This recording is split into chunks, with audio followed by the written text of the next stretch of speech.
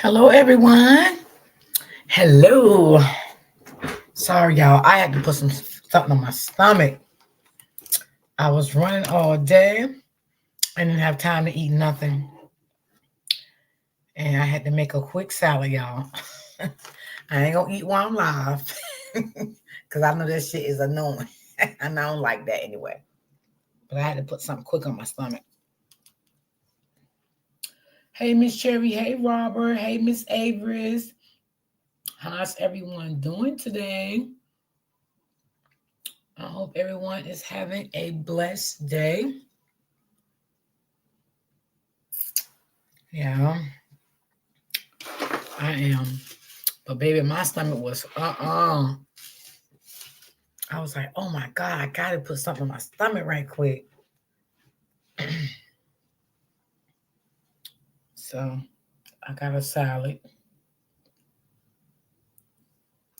How's everyone doing today? How did everyone sleep last night? I slept good last night. I slept good. Y'all know I take naps when I get off my live. And baby, I was out like a light. But then I got back up. Hey, Brittany. Brittany, I got your message. And I was going to respond to you. But I got caught up this morning. I was so busy this morning. But I'm definitely going to hit you up on the back end when I get off.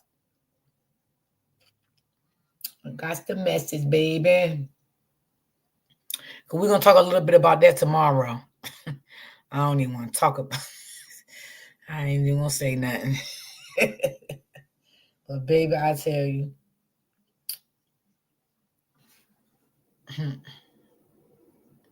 Some people deserve what they get. I ain't lying. But Brittany. boy. Now y'all, I think I got like these 3 stories I'm gonna do today. They are the same stories, but they're not in order. Okay. Y'all just I'm just gonna play them. Miss Joy, what's going on? Okay. This mom here, y'all. These was, I think, foster children. She adopted these children. She abused these children. The children wasn't eating or anything.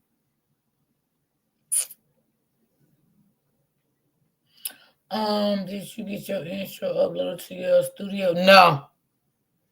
No, I'm pissed. I didn't. And I was just so busy I couldn't even reach back out to you. I was just tied up all day. But I'll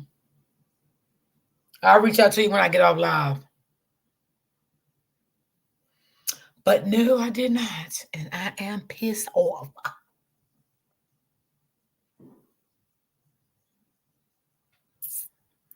So y'all know how I do. I don't wait for a lot of people to come in. Y'all know I get straight to it. I don't know why my picture not at the bottom no more like it used to be when I set my lives. I don't know. Maybe I gotta go and check it out. Maybe I know hit something in the studio. Could have been. I don't know. Okay, let's get it here. Bill couple Jeannie Whitefeather and Donald Lance continues now tomorrow. But since there's no court today, Anna Saunders, who's been covering this for us, y'all joins us live in the studio. And Anna, this has been just let me shut up. Hold on, give me a second. Okay. Absolutely heartbreaking to watch as more information unfolds. Can you now bring us up to speed on y'all put a 1 in the chat if y'all can hear. We know from the corpse so far. Well, Peyton, Gina, this trial now heads into week 2, and the state has still not rested its complex case, as we have heard from neighbors, police, experts, and now we're to the point where we are hearing from the children victims. But we do want to warn you, some of the footage we've seen in court so far is difficult to watch. It's been 4 days of emotional testimony and hard-to-watch evidence, all leading up to one of the victims, the oldest child, taking the stand on Friday as she detailed years of abuse from Whitefeather and Lance. taking us all the way to the moment she and her brother were found locked in that Sissonville shed in October of 2023. But it's hard to say where this situation would be today had it not been for the first 5 people who took the stand on Tuesday, the Sissonville neighbors and a home health worker. They immediately noticed in May of 2023 when Whitefeather and Lance moved in that something was not right and began calling CPS and law enforcement about it. I was afraid that they would move away and those little kids, nobody would be there to help them. To the neighbors, it was the children's work in the yard and the standing in a line in all weather that seemed inappropriate for their ages. They said the work never came with any kind of play or break, and one of them even confronted Lance about it, which he denied, saying that they did play.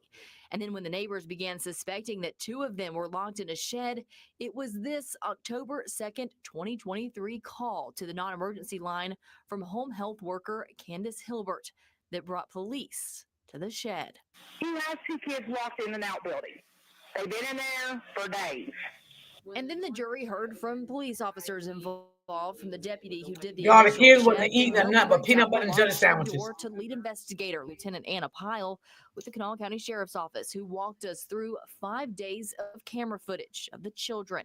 Lance and Whitefeather kept motion-activated Arlo cameras on the children, one in the shed on the 14-year-old boy and 16-year-old girl, and one in a room upstairs with no bed, only a tarp floor that stayed on the 9-year-old girl and 11-year-old boy.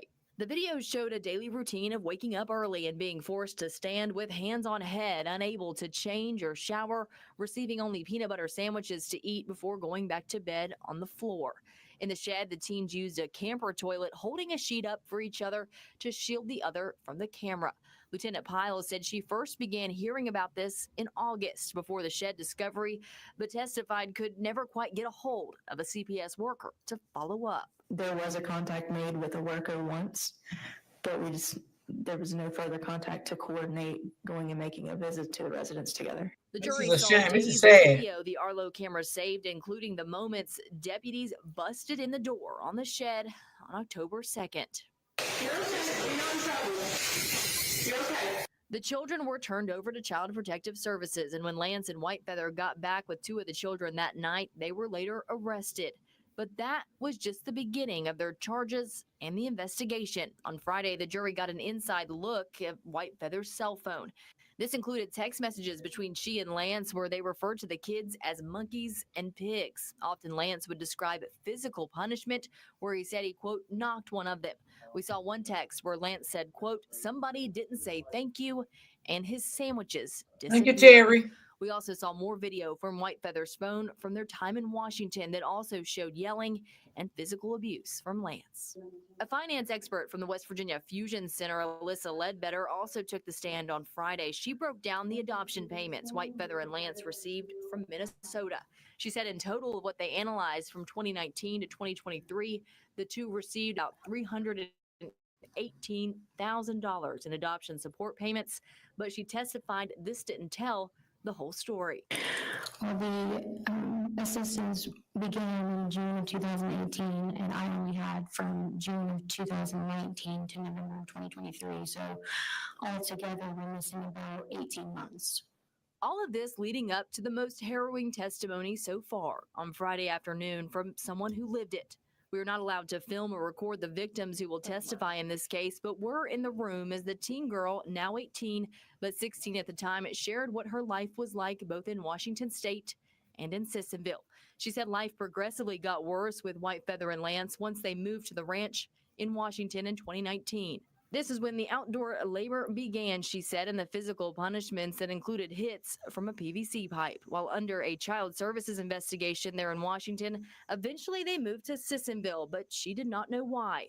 She talked about how CBS was called soon after they arrived in West Virginia, and she detailed a visit from a worker who stayed on the porch and talked to them through the screen door. The teen testified she was not honest with CPS because Lance could hear her from where she was standing. Eventually, she and her teen brother, who has several mental health disorders, were locked in a shed in August of 2023. She said she went without a shower for 2 months and never changed clothes. She went from sleeping on a Y'all, that's mattress the to the floor stepfather, with a the sleeping adopted bag. father. Her brother slept on the concrete floor with only cardboard at his head.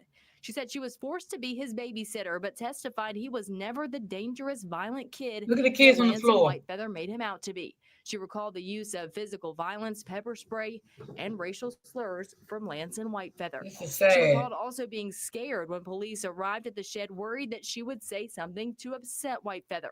Some of her more emotional moments came during cross-examination by That's the Whitefeather's attorney, stepmother and the Mark father. Lance. What At a one point, he adopted referred to mother and Whitefeather father. as her mother, and she quickly corrected him. He questioned why some of her interviews before this contradicted what she said on the stand, but when Tuck asked her why she felt comfortable telling the truth now, she said, "Because I know I won't have to go back to that." Now, tomorrow morning, court is expected to get going around 8:30. 2 more of the children are set to testify, and then it will be the defense's turn to present their cases. Live in the studio, Anna Saunders, Eyewitness News. Thanks so much for watching. Here's another video from Eyewitness News. Just click right here to subscribe to our channel and make sure you hit that Now, bell y'all, ain't that notification to sad? get the very latest. That is sad. If you want to get your name, That is so phone number, sad. and Hold on, address y'all. off the Let internet, them but want kids to have to handle the go through removals that. yourself, You know, if you're Opter going to is adopt free. children and you're not going to really be there for the children, then don't even adopt the children. Like, let someone else get the kids. I mean, I guess the money was so good to her. You know, this is another Well, one, the y'all. state has rested, and now it's the defense's turn. So these is to not in present order, their but case in the trial of Jeannie Whitefeather and Donald Lance. In a rare move, Whitefeather, who was charged alongside her husband with human trafficking, forced labor, and child abuse, took the stand in her own defense this afternoon.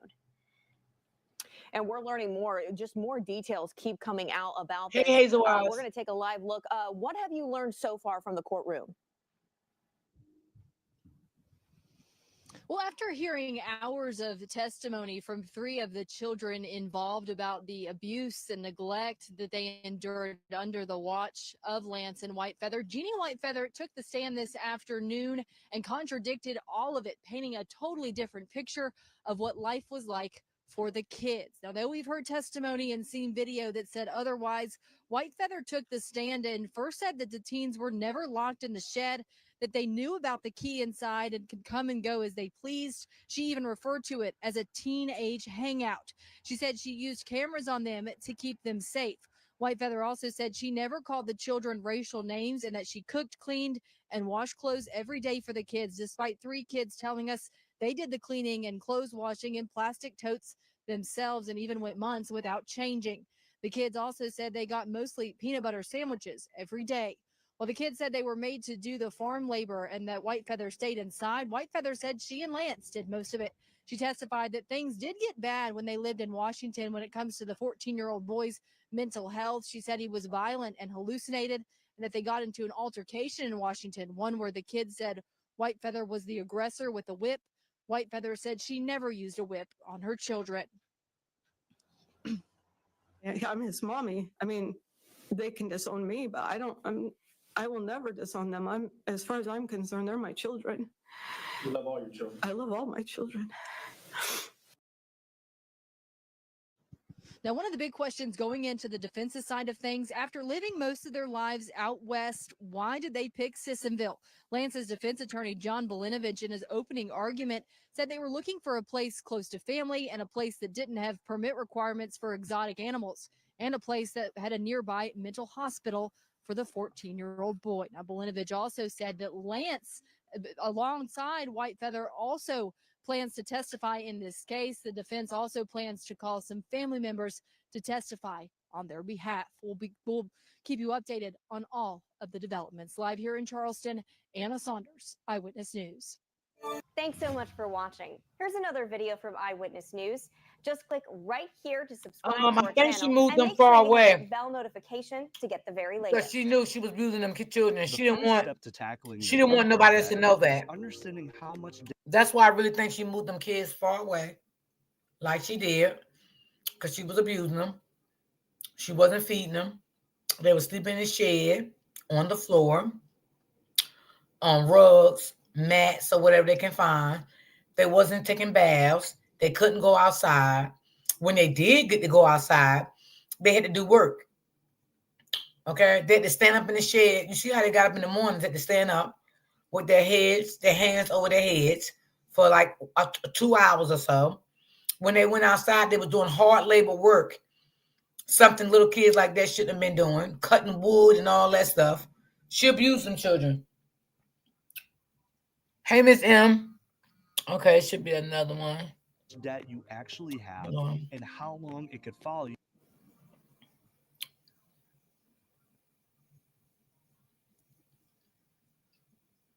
Well, the CPS worker who visited Jeannie Whitefeather and Donald Lance and their 5 adopted kids in Sissonville in 2023, they just finished on the stand this afternoon in Lance and Whitefeather's ongoing human trafficking and child abuse trial. This was the visit that occurred months before the discovery of the teens. Anna Saunders is live now with the latest from the courtroom. Anna, what can you tell us? Yeah, well, lots of big revelations came out when CPS worker Sierra Rabel took the stand. One of them being that there was no follow-up. She said there was no follow-up from the time she visited the house to the shed discovery, and that the worker who took on that case was fired because of it. Now, when you take a look at the video of Rabel taking the stand, it might surprise you when you see that she is taking the stand in an orange jumpsuit. She is currently in jail on an unrelated charges, and she is on administrative leave from CPS. But when she was working for them full time, she told us she first got a referral about the family in May 2023. Shortly after they moved there, she went to visit them on a Friday afternoon, but they weren't home. She left a card. She came back on Saturday and they weren't home again, so she went on another referral and then got a call from Lance.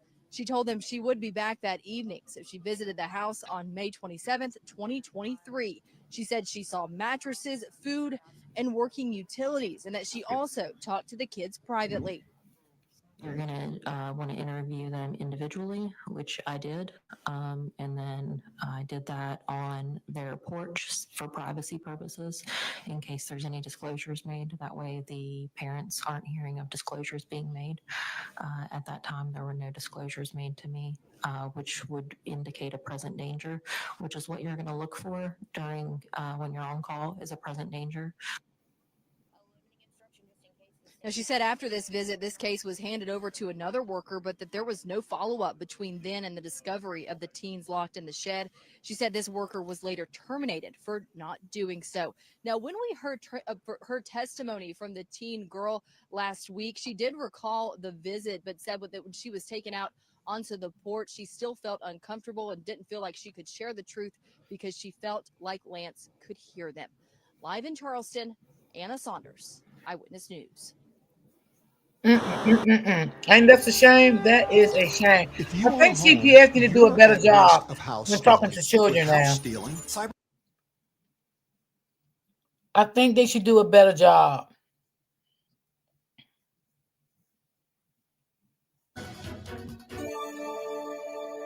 Good evening, and thank you so much for joining us. I'm Peyton Marshall. And I'm Gina Marini. Our top story tonight, after Jeannie Whitefeather testified in her own defense yesterday, her husband, Donald Lance, took the stand today in his own defense.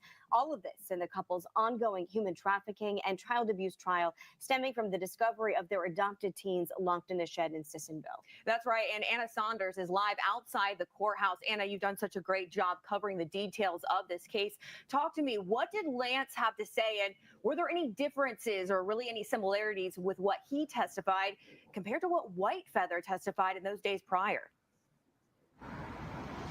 Well, Lance came to the stand with a very similar message as Whitefeather, that they were two overwhelmed adoptive parents frustrated with their living situation, especially in Sissonville. He too denied all of the allegations. Now, he said the source of their frustration was mainly the 14-year-old boy who had several mental health issues and was having intense episodes. He said they were unable to get him a mental health hospital bed, both in Washington, where they lived before, and in Sissonville. Now, we watched video from Whitefeather's phone earlier in the trial that appeared to show Lance hitting the teen boy with a PVC pipe in Washington. He said he never hit him and denied abuse of Wow. any of the 5 adopted kids.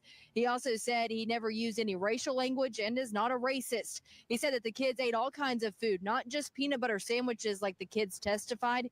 He also was asked about the shed in Sissonville because he was the one who put the locks on it. He testified that the door locked on both sides and could lock them in to keep the teen boy from having an episode and running away, but that the teen girl could let them out if needed. He said that there were 4 keys, including one in the shed that the oldest teen girl knew about. She testified last week that she didn't know about a key. Now, throughout the trial, we've seen text messages between Lance and Whitefeather where they seem to mock their children, call them monkeys, and discuss physical punishments. In those texts, they often refer to the 14-year-old as PB, which Lance said stands for P-boy. This is what Lance had to say about that. And when, you know, after the 100th time that your 10 to 13-year-old kid, you know, who wets his pants, you know, it gets a little bit frustrating because every time it takes time, you have to get him cleaned up, change his clothes, or get his clothes changed, and it gets frustrating. Now, Lance also talked about the forced labor allegations. He was asked if he made the kids do chores for hours at a time.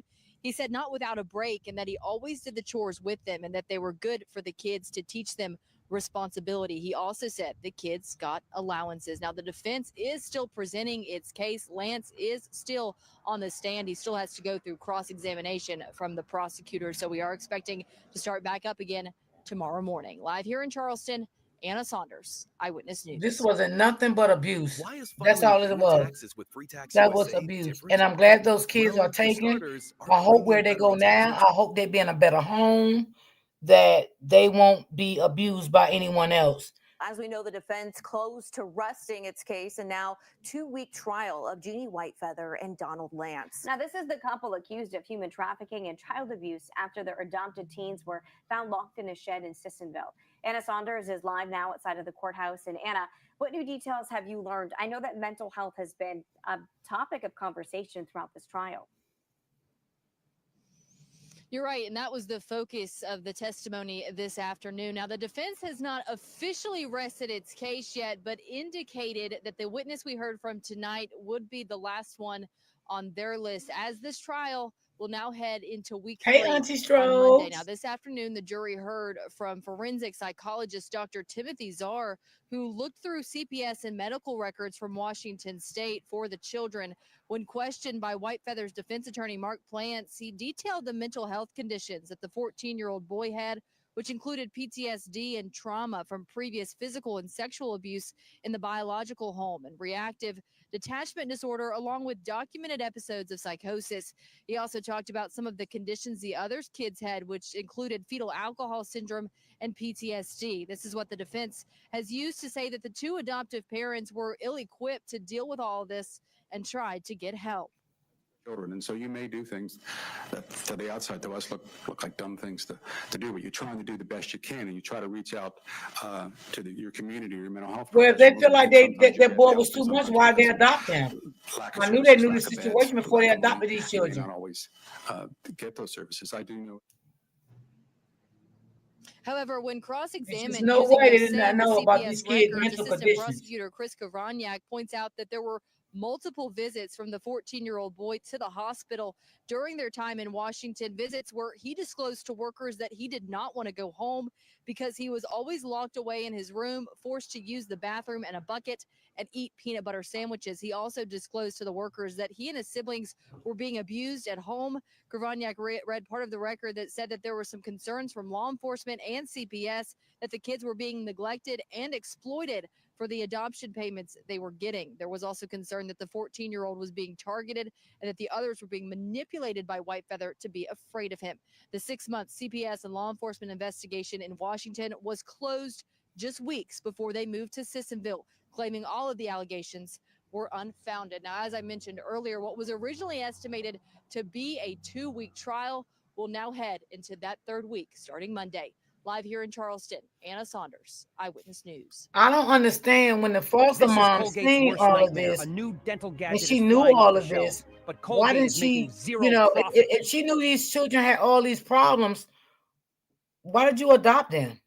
You know, if you felt like you was taking over so much responsibility, why did you adopt those Well, children? the state and defense have now officially rested their cases in the now nearly 3-week trial for Jeannie Whitefeather and Donald Lance. Now, these are the adoptive parents who were charged with human trafficking and child abuse after their adopted teens were found locked in a shed in Sissonville in 2023.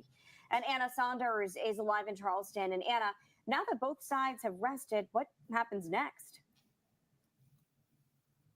Well, Gina, Peyton, several things have to happen before the jury can start deliberating. Now, an important thing to keep in mind that this is the first time in state history that the charge of human trafficking has been charged at the state circuit court level. This is usually something that's taken up in federal court. So, of course, with these unique charges and this unique circumstance, jury instructions took up the whole afternoon as both sides debated what guidance they want to send the jury back with, especially when it comes to those human trafficking and forced labor charges.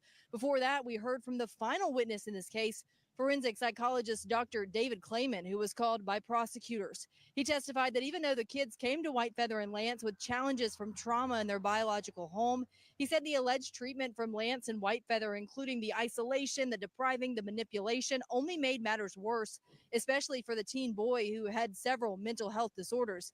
Dr. Clayman testified there would likely have to be external stressors working in the teen boy's life for his condition to worsen. And he says the only thing he can think of would be his living situation with Lance and Whitefeather.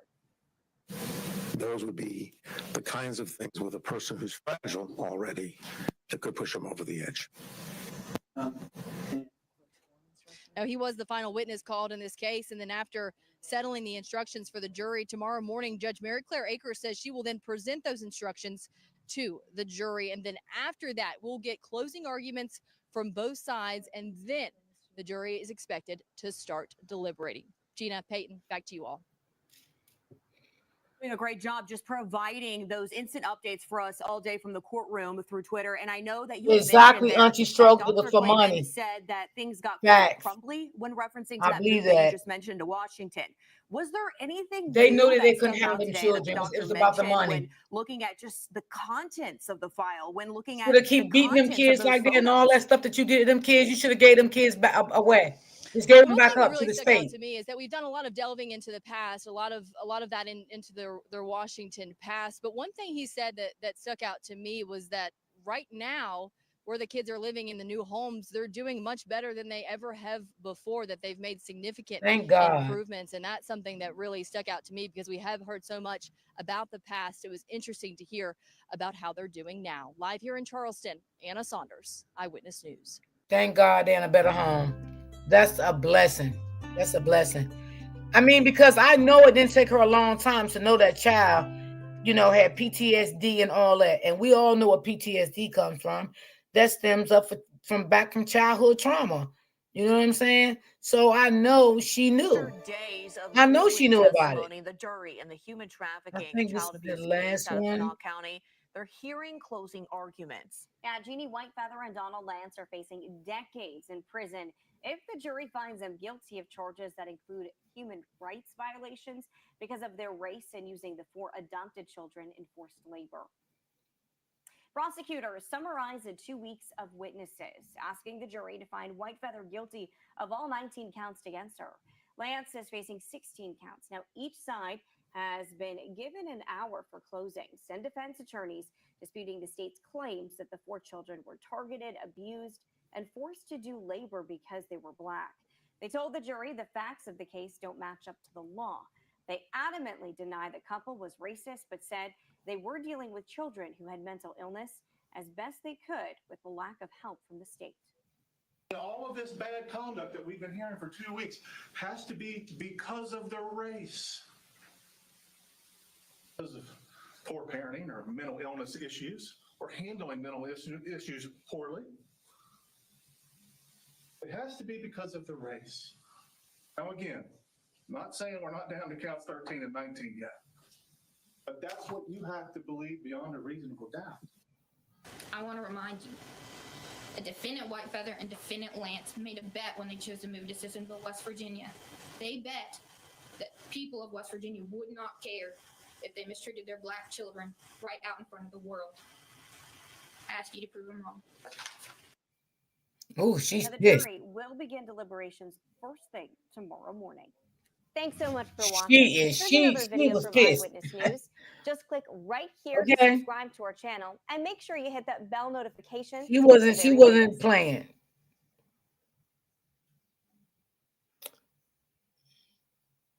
She was definitely pissed off.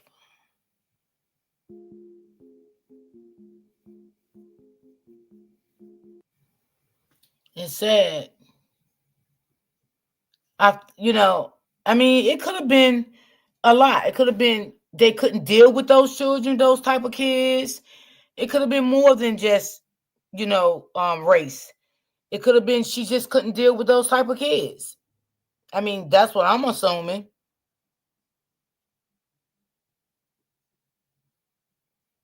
The couple charged with human trafficking and forced labor after adopted children were found locked in a shed in Sissonville is set to go to trial on Monday.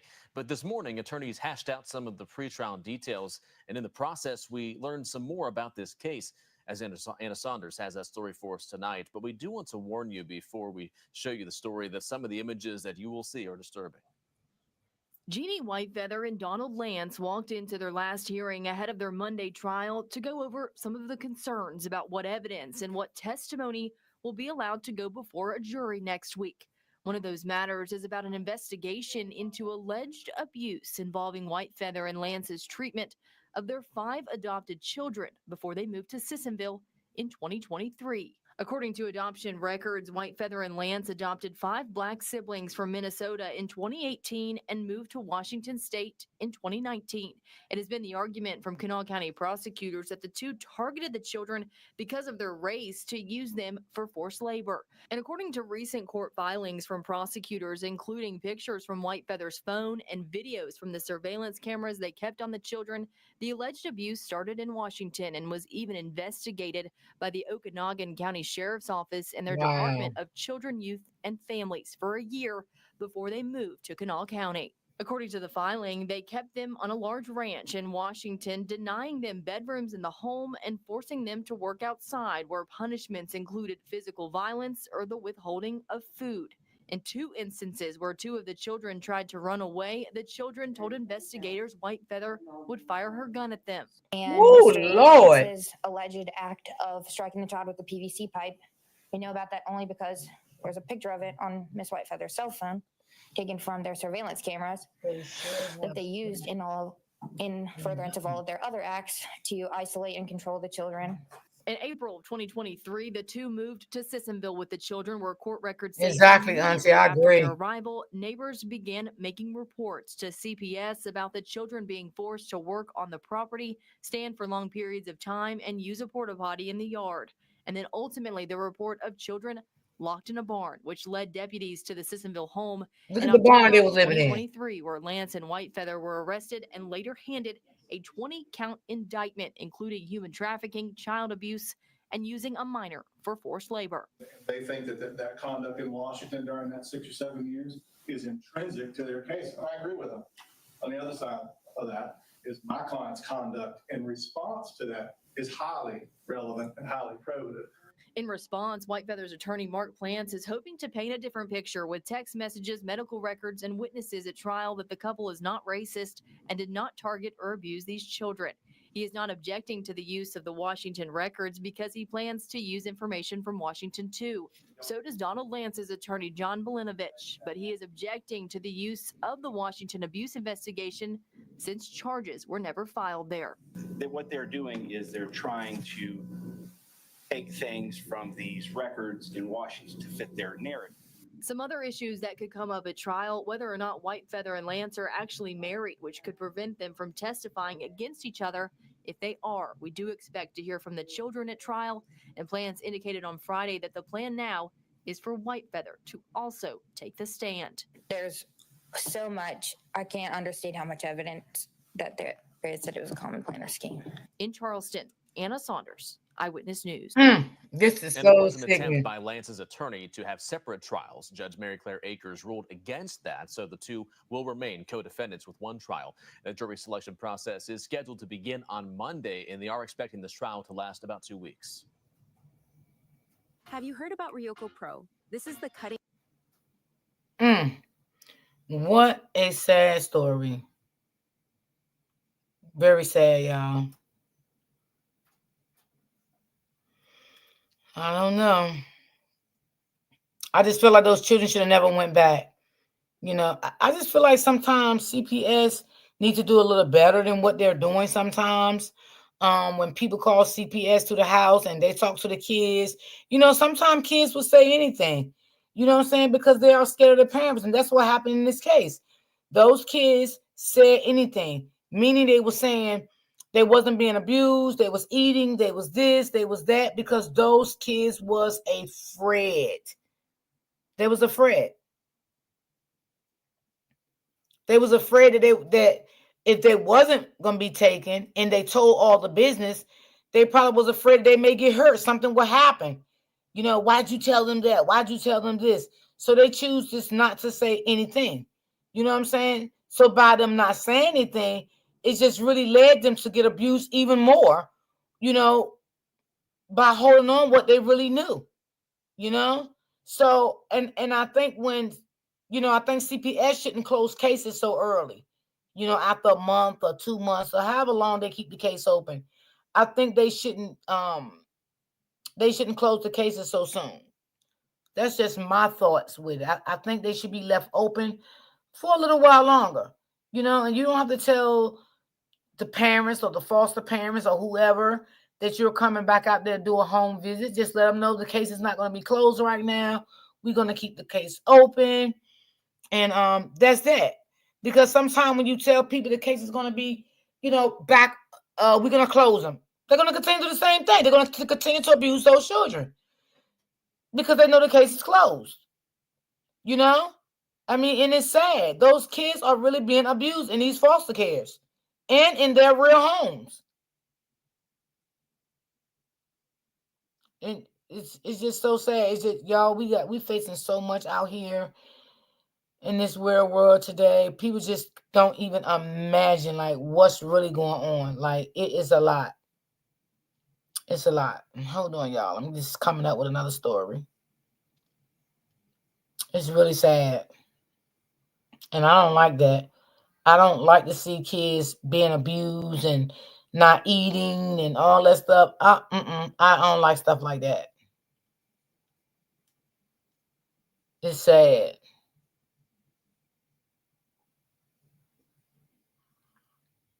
I mean, I feel like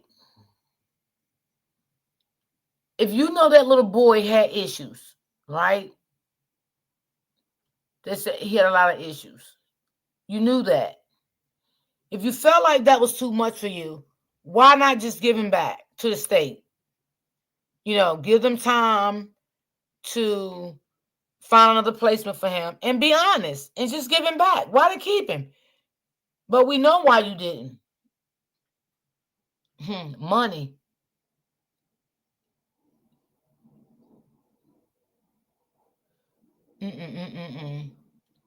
All right, hold on. Let me see what this one's about. Sometimes I don't even like doing the smaller ones because it touches me, y'all. And I don't know. I just don't like it.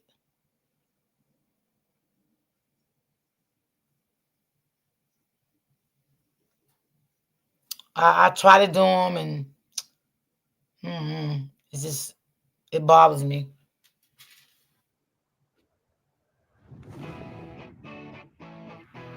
Yeah, just give them back. Like, if you knew you couldn't handle them kids, why did you keep them? I mean, did you hear all the money that they said? Wait a minute, before I play this one. Did you hear all the money that they said she was getting for those kids? So I do believe it was about the money. Excuse me, because if I adopt a child, and first of all, let me just say this. I never adopted a child, so I really don't know how they run, but I'm not that crazy. Like, before you adopt a child, wouldn't they tell you like the child illness, mental illness, dealing with their health or something when you adopt that child? Because wouldn't you know because you're going through an agency to adopt the children?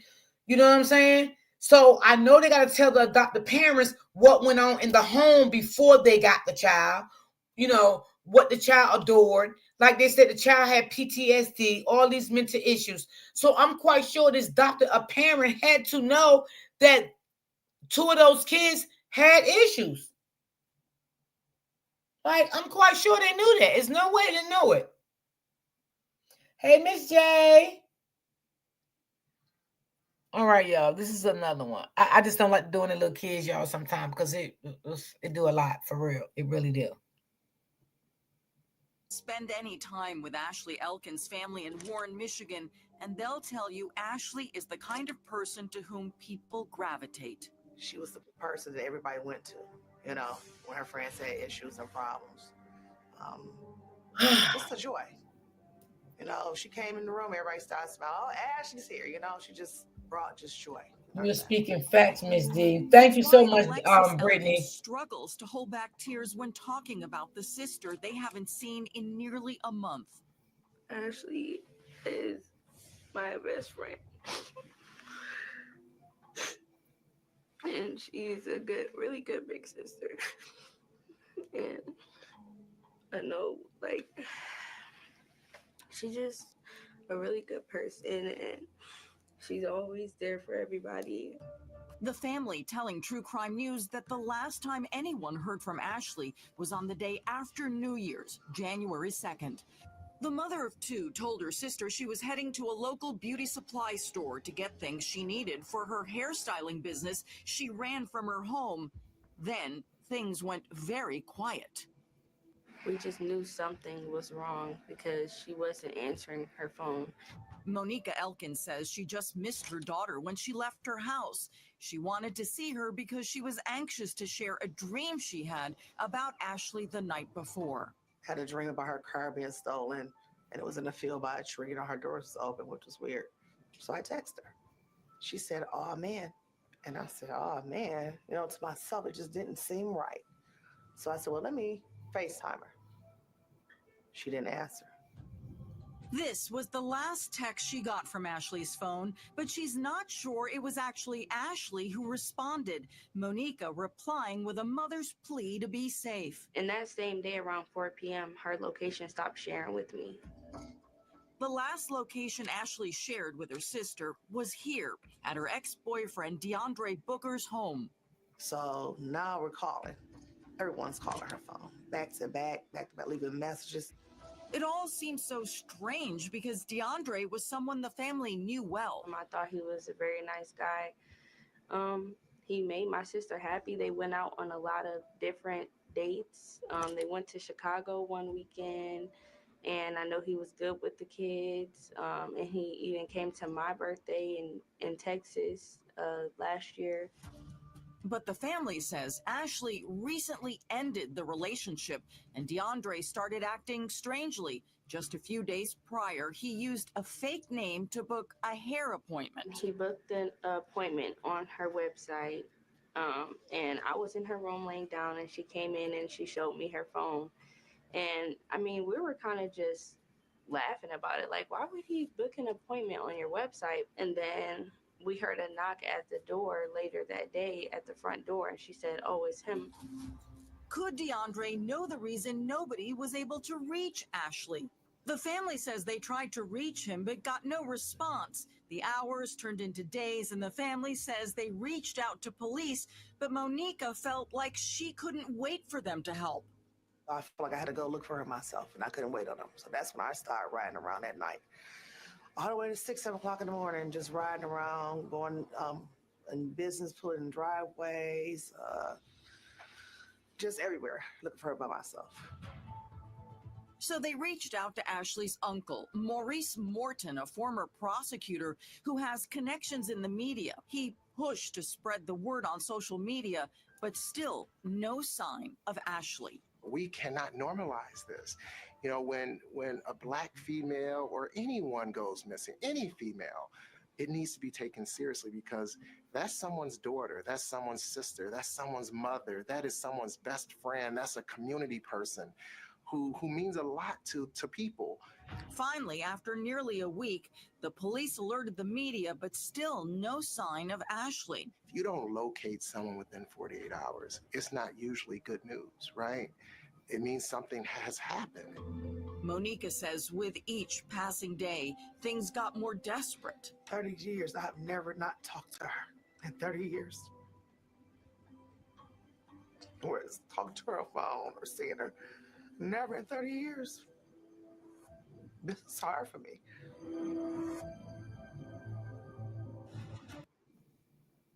Sleep better by tomorrow Oh, with a new boy. mattress from Raymore and Flanagan. We make it easy with free removal of your old mattress and great deals on a new. Where is Ashley Elkins? It's a question the family of the hairstylist and mother of two have been asking for days. The community has been very helpful since day one of my mom making live videos. A lot of people were worried and trying to see how they can help search for her. So by day two, a lot of our family was coming in to help us and make flyers, and we started to go out and search around the area. So yeah, the community was a big help. Her family says it doesn't make any sense that she would just vanish and leave behind her two young sons. You're talking about a mother of two children. She made sure she provided for her family, for her children. She was always there for them. Police zero in on the last location she shared on her phone, the apartment of her ex-boyfriend, DeAndre Booker, a man Ashley's mother says they trusted. I thought that he was a nice guy. I thought he would possibly marry my daughter. He was good to her sons. Well-dressed, well-mannerable, called me Mama Love, and he was there for everything. But after police find Ashley's car a few miles from his apartment, they start to focus in on the ex-boyfriend. They question Booker about Ashley's whereabouts and search his home. You have the media outside the ex-boyfriend's home. Hey, Pam. Family sitting back, watching this, wondering what's going on. What are they finding? What are they not finding? But then something very strange occurred later that Tuesday night when they hauled away the dumpster. The desperate family gets in touch with the Roseville Police Department, looking for answers about that dumpster, what was found, and why it was searched for evidence. When I spoke with the chief of police for Roseville, he indicated, yes, they secured quite a bit of evidence from the apartment. They also secured quite a bit of evidence from that dumpster. Having been a former prosecutor and law enforcement official, that was likely blood evidence that they found in the ex-boyfriend's apartment as well as in that dumpster. You don't haul away a dumpster unless there's something there. Booker was arrested and charged with lying to police and providing misleading information on Ashley's disappearance. They say they found a substantial amount of evidence inside his home. We believe there was a brutal encounter, fatal encounter inside the apartment. And then we traced it, we believe, to a landfill around Macomb County. Police now believe that the loving mother, sister, and daughter whose smile and personality lit up a room was murdered. And the thought that now haunts her mom. He threw my daughter in the garbage like trash.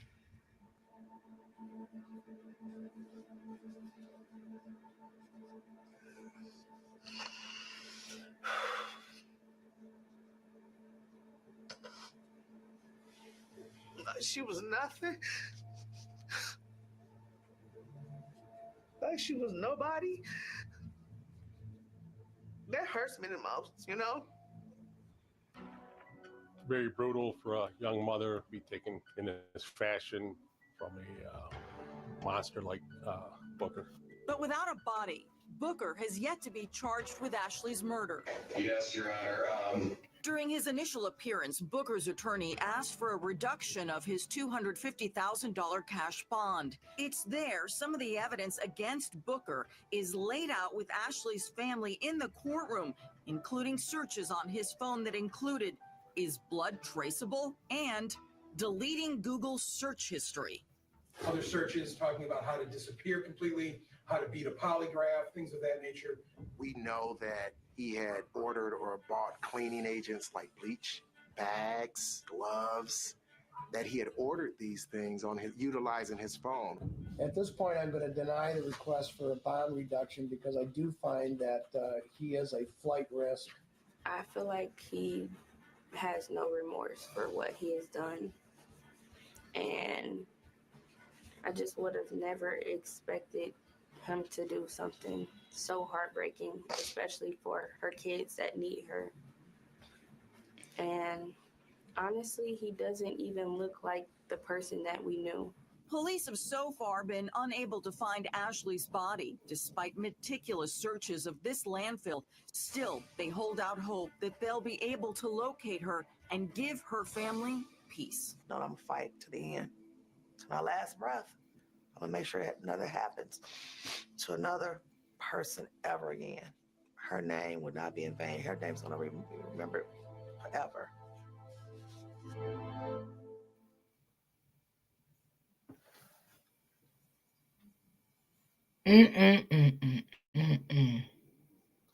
Oh, wait. What's your credit card debt balance? Hold If it's on. $10,000 or more, here are 3 easy solutions you can start implementing.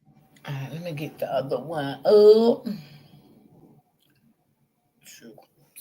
Okay. People. These people is nutty.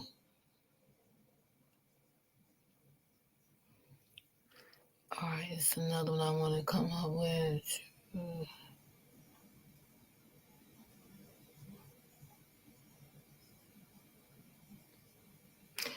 Just give me a second, y'all.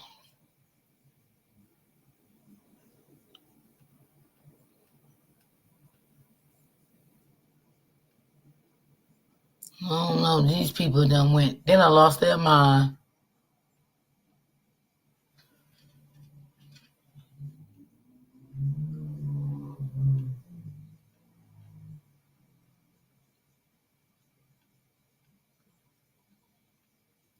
I be having to okay.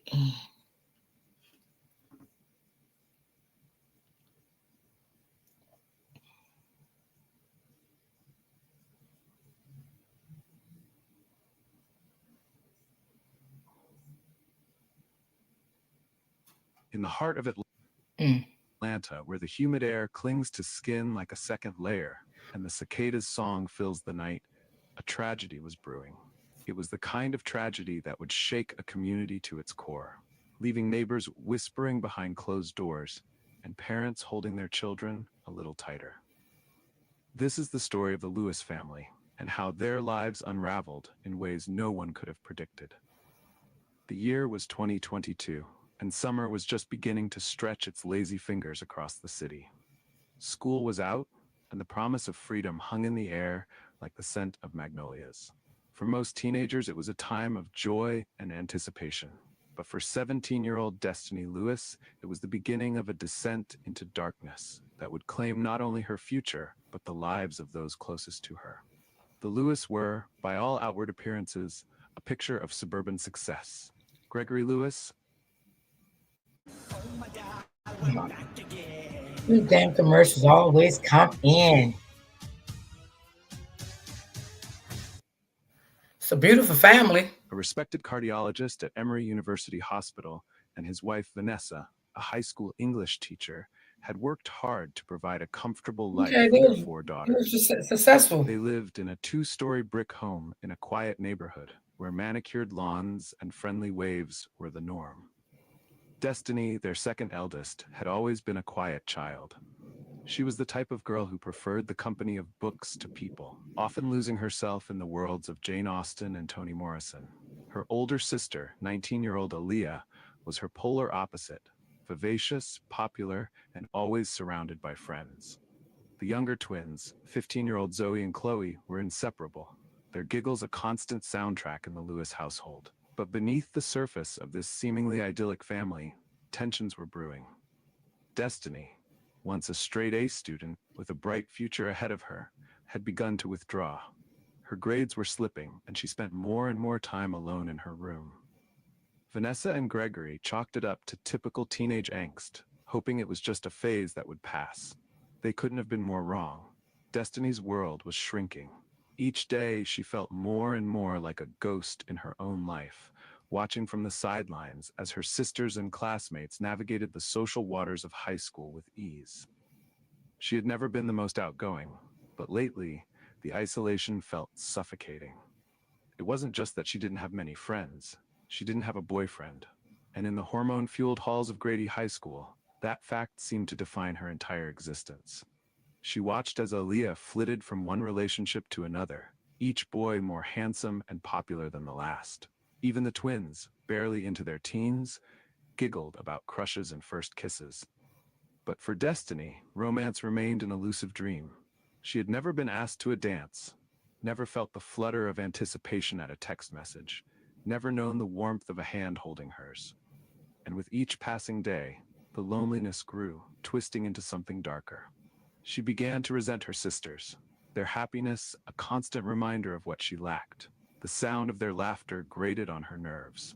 Their successes, Aaliyah's acceptance into a prestigious college, the twins' joint lead in the school play, felt like personal affronts. Destiny's parents tried to reach out, but their attempts to connect only pushed her further away. "You're a beautiful, smart girl," her mother would say. "The right boy will come along when the time is right." But to Destiny, these words rang hollow. She didn't want platitudes. She wanted to be seen, to be wanted. As summer stretched on, Destiny's isolation deepened. She stopped joining the family for meals, preferring to eat alone in her room. Her phone remained silent, no friends calling to make plans.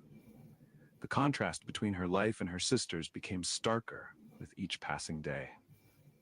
It was during these long, lonely hours that the first whispers of darkness began to creep into Destiny's mind. Thoughts she would have once recoiled from now lingered, growing stronger and more insistent.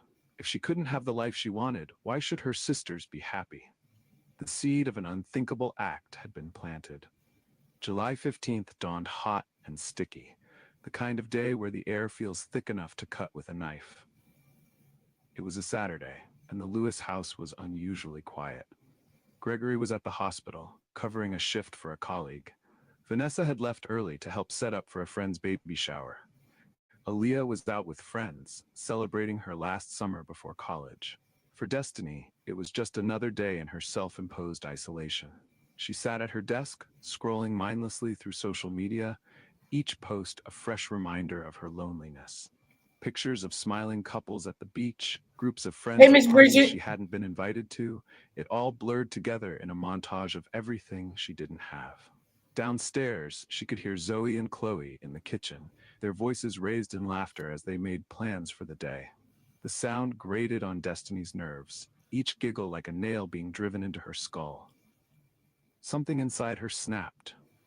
With a calmness that would later terrify her, Destiny stood up and walked to her father's study. She knew where he kept the key to the gun safe, on a high shelf behind a row of medical textbooks. Her hands didn't shake as she retrieved it, nor as she opened the safe and lifted out the heavy pistol. She had never held a gun before, but in that moment, it felt right in her hand, like it belonged there. Destiny made her way downstairs, the weapon hidden behind her back. Zoe and Chloe were at the kitchen island, heads bent together over a phone, still laughing. They didn't even look up as she entered the room. "Hey," Destiny said, her voice surprisingly steady. "Can I show you something?" The twins looked up, curiosity replacing the mirth on their faces. It had been weeks since Destiny had voluntarily spoken to them. "Sure," Zoe said, a tentative smile on her face. "What is it?" Destiny raised the gun. 2 shots rang out in quick succession, shattering the Saturday morning quiet. Zoe and Chloe crumpled to the floor, expressions of shock frozen on their faces. In the sudden, deafening silence that followed, Destiny stood motionless, the gun still warm in her hand. She felt nothing, no remorse, no horror at what she had done. Wow. Just a cold, empty calm. She walked to the house phone and dialed Sound like this was up 911. with jealousy. "I need to report a shooting," she said when the operator answered. "I just killed my sisters." The wail of sirens cut through the stunned quiet of the neighborhood. Neighbors poured out onto their front lawns, watching in disbelief as police cars and ambulances screeched to a halt in front of the Lewis home. Officers approached the house with weapons drawn, unsure of what they would find inside, but they were met with no resistance. Destiny was sitting on the front porch, the gun placed carefully on the ground beside her. She offered no explanation, no hysterics. She simply held out her hands to be cuffed. Inside, the scene that greeted the first responders was one that would haunt them for years to come. Zoe and Chloe lay where they had fallen, their bodies already growing cold on the kitchen floor. The breakfast they'd been preparing was still on the counter, a stark reminder of the ordinary morning that had turned so tragically extraordinary. Yeah. As word spread, She probably was going to community depression. reeled. And How then could she this seen how happen close here, the twins in their was, safe, you know? affluent neighborhood? How could a girl from a good family commit such a heinous act? For Gregory and Vanessa Lewis, the news came as a devastating blow. Gregory was in the middle of a procedure when a nurse came to tell him there had been an incident at home. Vanessa collapsed at the baby shower, her friend's joyous occasion forever tainted by the memory of that moment. They rushed to the house, only to be held back by police tape and grim-faced officers. Their home, once a sanctuary, was now a crime scene. And their daughter, their quiet, bookish Destiny, was now a murderer. Aaliyah, returning from her day out, arrived to find her world shattered. In the space of a few hours, she had lost 2 sisters to death and 1 to an act of unthinkable violence. The weight of being the sole surviving sibling would be a burden she would carry for the rest of her life. Ooh, thank God she wasn't there. She Destiny probably was would led away in have handcuffs, unalived her her too. face remained impassive. But inside, something was stirring. The numbness that had enveloped her in the moment of the shooting was beginning to fade, replaced by the first tendrils of horror at what she had done. Detective Olivia Reeves had seen her fair share of gruesome crime scenes in her 15 years with the Atlanta Police Department. But there was something about this one that got under her skin.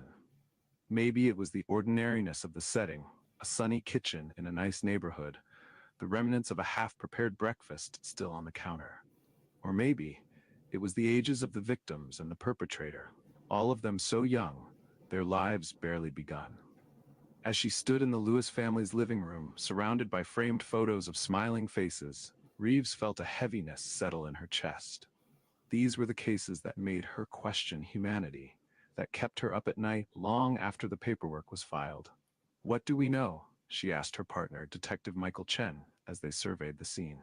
Chen flipped open his notebook. Victims are Zoe and Chloe Lewis, both 15, identical twins. Shot at close range, 1 bullet each. The 911 call came in at 10:17 a.m., made by the shooter herself, their 17-year-old sister, Destiny Lewis. She was waiting on the porch when units arrived and surrendered without incident. Reeves nodded, her eyes scanning the room. Everything looked so normal, so lived in. A half-read book lay on the coffee table. A jacket was draped over the back of a chair. It was hard to reconcile this cozy domesticity with the horror that had unfolded here. "Parents?" she asked. "Father is a doctor and was at work when it happened. Mother was out at a friend's event. We've got officers with them now." Reeves sighed. She couldn't even begin to imagine what the Lewis were going through. To lose 2 children in such a violent way, and at the hands of another child, it was unthinkable. Yeah, that's "Okay," heartbreaking. she said, squaring her shoulders. "Let's start with the neighbors. See if anyone heard or saw anything unusual leading up to this. And I want to know everything about this family. School records, social media, the works. There has to be something that explains how we got here." As they stepped out onto the porch, Reeves paused, her gaze drawn to a chalk drawing on the driveway. 2 stick figures holding hands with Zoe plus Chloe BFF written in childish scrawl. The chalk was still vibrant, untouched by rain or time. A lump formed in her throat. "You okay, Liv?" Chen asked, concerned about etching his features. Reeves swallowed hard. "Yeah," she said, tearing her eyes away from the drawing. "Let's get to work." Over the next few days, a picture began to emerge. Neighbors described the Lewis as a quiet, respectable family. The girls were polite, did well in school, there were no reports of domestic disturbances, no history of violence. But as they dug deeper, cracks in the perfect facade began to show. Destiny's teachers reported a marked change in her behavior over the past year. Her grades had slipped, she had become withdrawn. The school counselor had reached out to the parents with concerns, but it seemed little had come of it. Social media painted a stark picture of Destiny's isolation. While her sisters' profiles were filled with photos of friends and activities, Destiny's was nearly barren. Her last post, made just days before the shooting, was a quote, "In a world full of temporary things, you are a perpetual feeling." Interviews with classmates revealed a girl who Sound had like she become had went through a lot of increasingly depression. invisible. She So was falling on just depression. there, one student said. Like a ghost or something. I don't think I ever heard her speak. But it was the interview with Aaliyah, the oldest Lewis sister, that provided the most insight. Struggling to hold back tears, she painted a picture of a family that, while loving, had perhaps been blind to the depth of Destiny's struggles. She was always different, Aaliyah said, her voice barely above a whisper. Quieter, more serious. But lately, it was like she wasn't even there anymore. We should have seen it. We should have done something. As the investigation progressed, Reeves couldn't shake the feeling that they were missing something crucial. The pieces were there, but they weren't fitting together in a way that made sense. How does a girl with no history of violence suddenly commit such a brutal act? The answer, Okay, when it Auntie. came, was both simple and heartbreaking. The interrogation room at the Atlanta Police Department was stark and cold, designed to be uncomfortable. But Destiny Lewis seemed beyond discomfort as she sat across the table from Detective Reeves, her eyes fixed on some point in the middle distance. For hours, she had sat in silence, refusing to speak beyond her initial confession. But as the night wore on, something in her demeanor changed. It was subtle. A slight slump of the shoulders, a quiver of the lip. Reeves, watching closely, sensed a crack in the girl's armor. "Destiny," she said softly, leaning forward. "I know this is hard, but I need to understand. Why did you do it?" For a long moment, Destiny remained silent. Then, so quietly Reeves had to strain to hear, she spoke. "They had everything." Reeves waited, sensing there was more to come. Zoe and Chloe, they were always together, always laughing, always happy. And Aaliyah, she's so beautiful, so popular. Everyone loves her. Destiny's voice cracked. But me, I was invisible. No one saw me, no one wanted me. Tears began to roll down her cheeks, but she seemed unaware of them. Do you know what it's like? To watch everyone around you living, really living, while you're just existing? To want so badly to be part of something, anything, but to always be on the outside? Reeves felt a pang in her chest. She had seen many killers in this room, heard many confessions. But there was something about Destiny's raw pain that struck a chord. "I just wanted to be loved," Destiny continued, her words coming faster now. Wow. To have someone look at me the way boys looked at Aaliyah. To have friends like Zoe and Chloe had each other. But no matter what I did, I was always alone. She looked up then, meeting Reeves' eyes for the first time. The detective was struck by the depth of sorrow she saw there. That morning, I saw them in the kitchen. They were so happy, making plans for a day I knew I'd never be part of. And something just broke inside me. I couldn't stand it anymore. I couldn't stand being the one left behind, the one no one wanted. Destiny's shoulders slumped, as if the weight of her actions was finally settling upon her. I didn't really think about what I was doing. I just wanted it to stop. I wanted to stop feeling so empty. As the full horror of what she had done seemed to dawn on her, Destiny began to sob, deep, racking cries that shook her entire body. "Oh God," she gasped between sobs. "What have I done? Zoe, Chloe, I'm so sorry. I'm so sorry." Reeves sat back, her mind reeling. In all her years on the force, she had never encountered a case quite like this. A tragedy born not of hatred or rage, but of loneliness so profound it had twisted into something monstrous. As she watched Destiny cry, Reeves felt a complex mix of emotions. Horror at the act this young girl had committed, pity for the pain she must have been in, and a deep, unsettling sadness for a society where a child could feel so isolated, so unseen, that murder seemed like the only way out. The confession would be enough to close the case, but Reeves knew that the ripples from this tragedy would be felt for years to come. Not just for the Lewis family, but for an entire community forced to confront the darkness that can lurk behind even the most ordinary facades. The Atlanta courthouse buzzed with tension on the morning of October 3, 2022. The trial of Destiny Lewis, the teenager accused of murdering her twin sisters, had captured the attention of the entire city. As the doors opened, a flood of reporters, curious onlookers, and grim-faced family members poured in. Inside the courtroom, Destiny sat at the defense table, a shadow of the girl she had once been. Months in juvenile detention had left her pale and gaunt, her once vibrant eyes now dull and lifeless. Beside her, her attorney, Sarah Goldstein, shuffled through papers, her face a mask of professional calm. On the prosecution side, District Attorney Robert Callahan sat ramrod straight, his eyes occasionally flicking to the Lewis family seated in the front row. Gregory and Vanessa Lewis clung to each other, their faces etched with grief and disbelief. That's Maria sad. sat slightly apart, her eyes never leaving her sister's hunched When forward. did her mother see As Judge Elaine that she was Watkins falling entered and under, the court was you know, called to under order, depression? a hush fell over the room. Did she The see weight of what anything was that was about to going unfold on? seemed to press down on everyone present. Callahan's opening statement was a masterclass in prosecutorial skill. He painted a vivid picture of the Lewis family.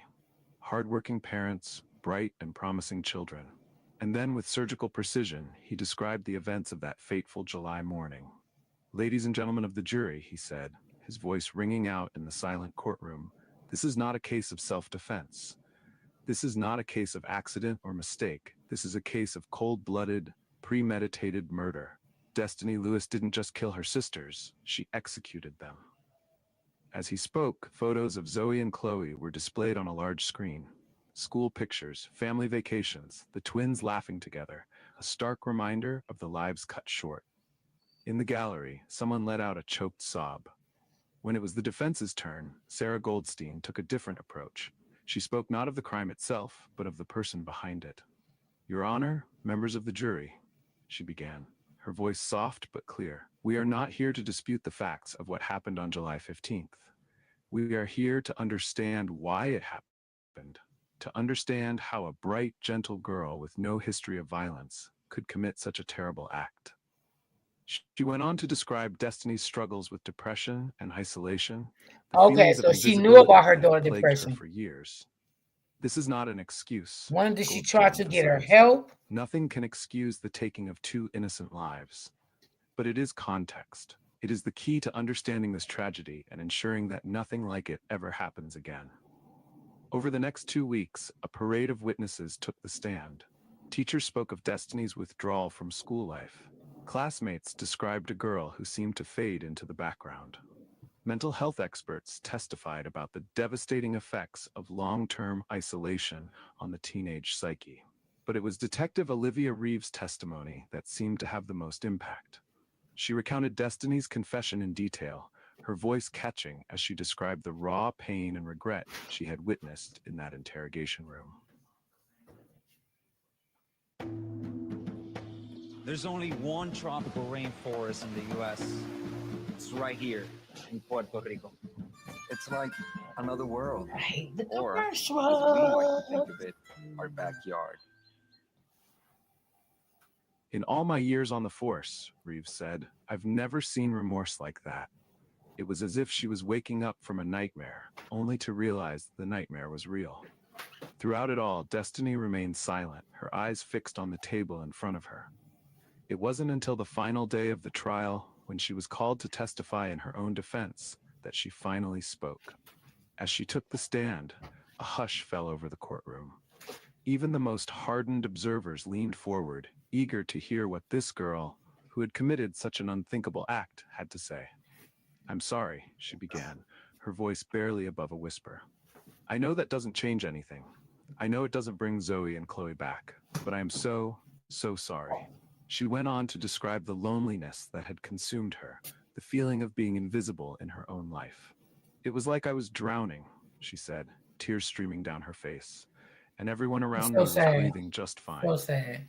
I couldn't understand why no one could see me struggling. As she spoke, the courtroom Right, was that's what I'm utterly saying. Her silent. mother didn't see no struggles Even the in the most father. skeptical observers found themselves moved by the depth of her remorse and the tragedy of her circumstances. That is I so don't sad. expect forgiveness, Destiny concluded, her voice breaking. I don't deserve it, but I want everyone to know that I loved my sisters. I still love them, and I will spend the rest of my life trying to make amends for what I've done. In his closing argument, D.A. Callahan reminded the jury of the brutality of the crime.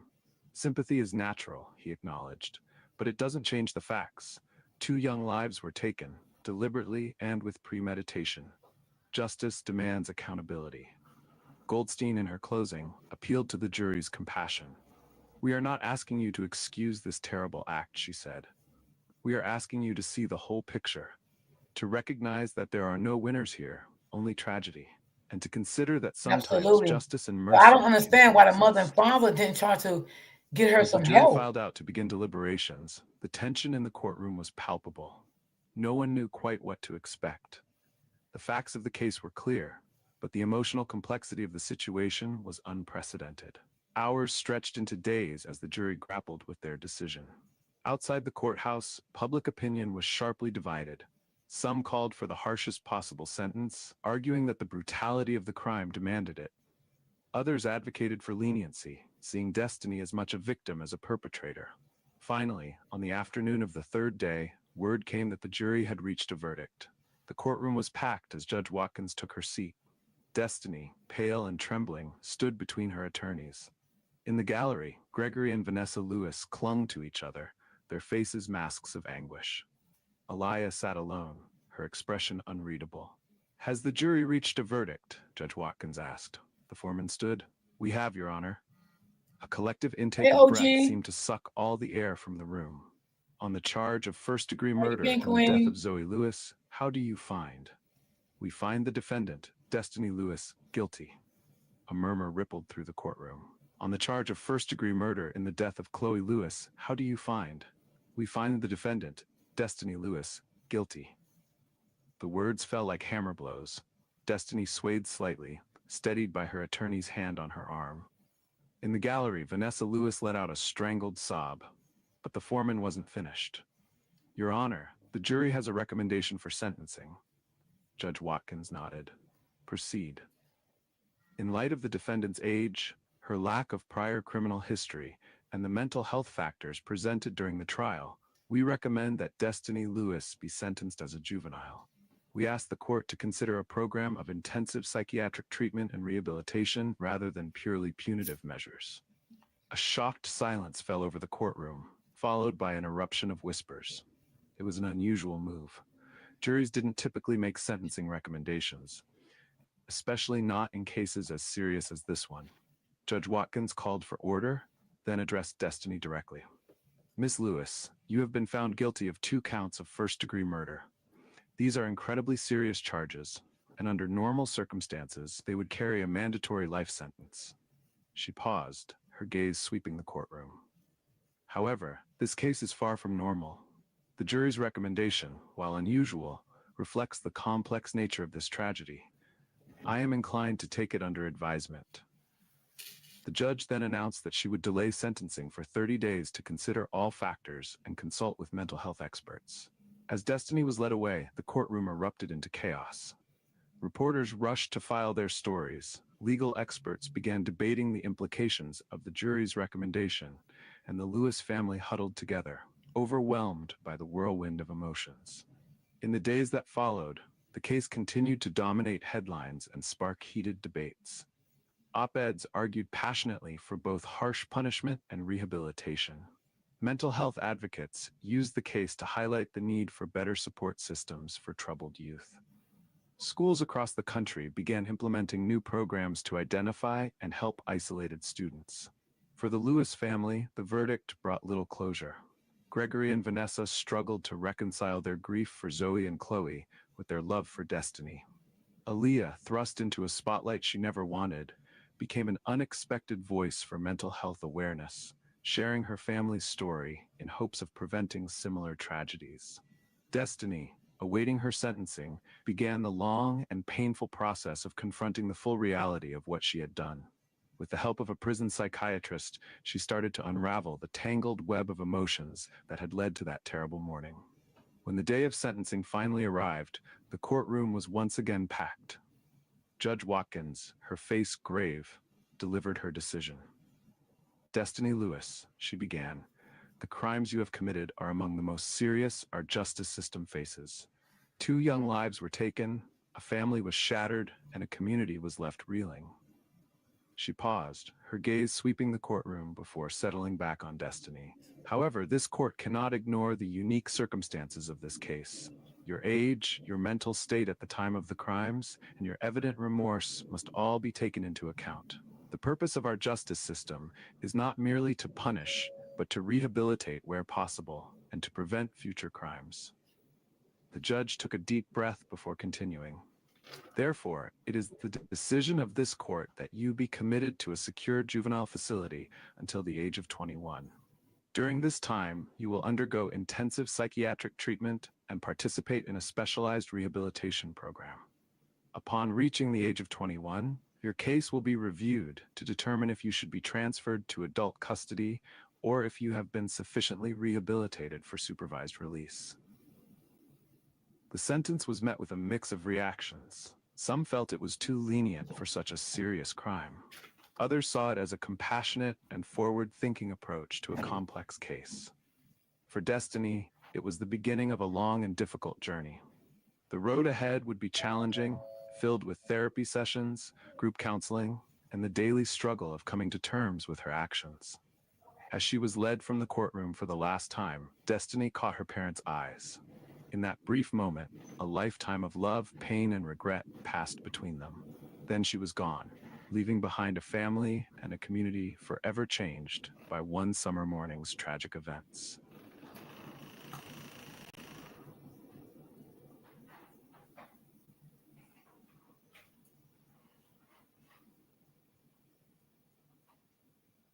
Why is filing your taxes with Free Tax USA different? Well, for starters, our premium federal tax returns are free for everyone, no matter what. With a free offer like this, people often ask, so how do you make money? While our federal return is always free, we make money from our optional paid services, like our state tax return, which is less than $20. Sorry, y'all. Next, you may be asking, why is Free Tax USA on Prime Crime? Now, that was heartbreaking. I just didn't understand why the mom and the dad didn't see that it was a lot going on with their daughter, because you can tell there was a lot going on with her, a lot, and they missed a lot. They did. I mean, she felt lonely. You know, you can tell she felt like no one didn't love her. She felt like her sisters didn't love her. You know, she felt like she didn't have nothing, to do nothing with anyone. You know, how they was doing nice things together. She was never included. She didn't have no friends in school. So I just didn't understand why the mother and the dad didn't see any of this. Like this, I mean, that's what I'm saying. You got to pay attention to your kids. This could have really very much well been avoided.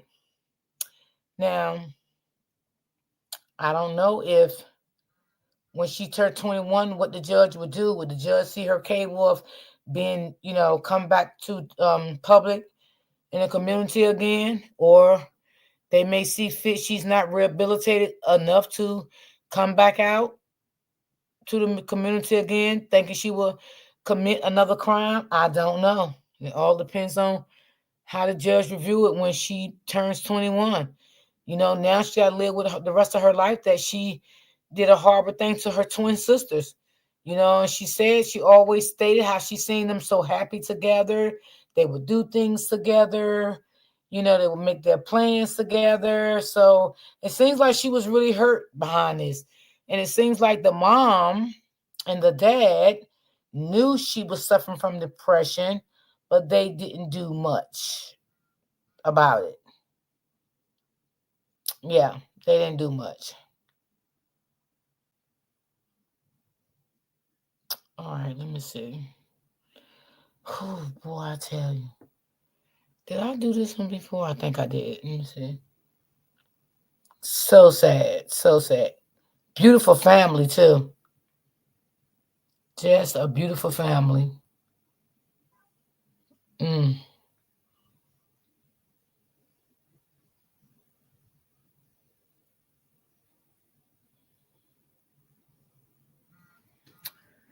So sad. You want to lose weight by Christmas so you can fit into that dress that hasn't fit you in years. Follow this recipe that went viral on.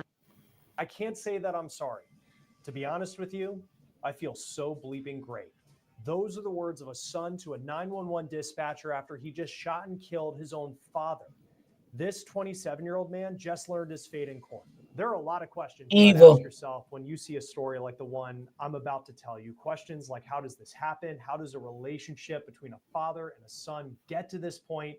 How does a son kill his own father? And not just that, then call police and show no remorse for what happened. Let me lay out what started in 2022 and just came to a conclusion with a verdict in Texas. This is Jacob Hickman. He's 27 years old. He'll never see a day again as a free man. He was convicted last week of shooting and killing his own dad in 2022 in Canyon Lake, Texas, which is not far from San Antonio. Before I get into the details of what happened, I want to talk about what we know about the victim, the killer's dad, who did seem like someone who was truly beloved. His name was Paul Stautzenberger. Here's his picture. He was 51 years old. According to a GoFundMe page that was linked by his brother on Facebook in 2022, a post read that, quote, Reverend Paul was a master mason, Texas master gardener, Texas master naturalist, Texas master beekeeper, and active member of the Sons of the American Revolution, York Rite, Eastern Star, and the Shriners. But Paul lost his life at the hands of his own son. Police say the killer Hickman had moved to Texas from Louisiana just a week before the shooting at the encouragement of his dad, believing if he moved, he'd have a better chance of finding work. Hickman called 911 shortly after the shooting. I have requested the audio recordings from the local district attorney's office, but at the time of this recording, we haven't received them as of yet. But I'll tell you what police say he said over the phone. Those words are chilling. This is what the local district attorney says that Hickman told them over the phone. Hickman told the 911 dispatcher he, quote, emptied 6 rounds into his father and added, I can't say that I'm sorry. Hickman remained on the call with the dispatcher for over 20 minutes, acknowledging that he should control his anger and that he was fully aware of the consequences of his actions. During the call, he also stated, quote, to be honest with you, I feel so bleeping great. This is a man talking about his own father who he just killed. Police say Paul was eating a salad on the couch when he was murdered. But that's not all Hickman said. During trial, Oh, he is cruel. He is evil. He's demonic. Recorded while Hickman was behind bars, where he was explaining why he killed his dad. Hickman stated that he and the victim were having a simple conversation, but said the victim, quote, kept on wanting to run his bleeping mouth. Prosecutors say after sentencing, family members in court said that Hickman killed the one person who truly wanted him to succeed. Joining us now to talk about this case is trial attorney Bridget Williams from Dallas, Texas. Thanks for taking the time to be with us. It is shocking what Jacob Hickman apparently said in this phone call to the 911 dispatcher. Have you ever seen something like this? I have not. Directly after committing the murder, you call 911 and give a admission of guilt to the extent of that you have no remorse at all whatsoever, and even tell them the details of how many rounds you fired into the father. So I have not seen anything like this. So it's definitely an interesting case, to say the least. Yeah, to say the least. Said he felt great, with some colorful language in there as well. One would look at this, killing your father and then making this phone call, that this is someone who is not in a sane state of mind. Why not? And now that he's been found guilty, he'll spend the rest of his life in prison. Why not make an insanity defense if you were the criminal defense attorney in this case? Well, when we go back to just even the 911 call, the 911 caller asked him, I wrote it down because it was so interesting to me. Were you fully aware of the consequences of your actions? And that right there is enough to eliminate an insanity defense, because an insanity defense pretty much is just saying, do you understand right from wrong? Do you understand what you did was right or wrong? And if you fully understand the consequences of your actions, and the answer to that is yes. No one was there to force him to say those words. No one was there to bribe him into saying those words. He did that of his own accord. And so based off of that, that's enough there to eliminate a insanity defense. And I'm not sure what specifically how his son sound like he was under mental stress too. The criminal defense team tried to take on this 911 call because it appears that it was so damning. But can the argument be made that, look, he did this, it was in the moment, he makes this phone call, didn't realize what he was doing when he admitted to all of this?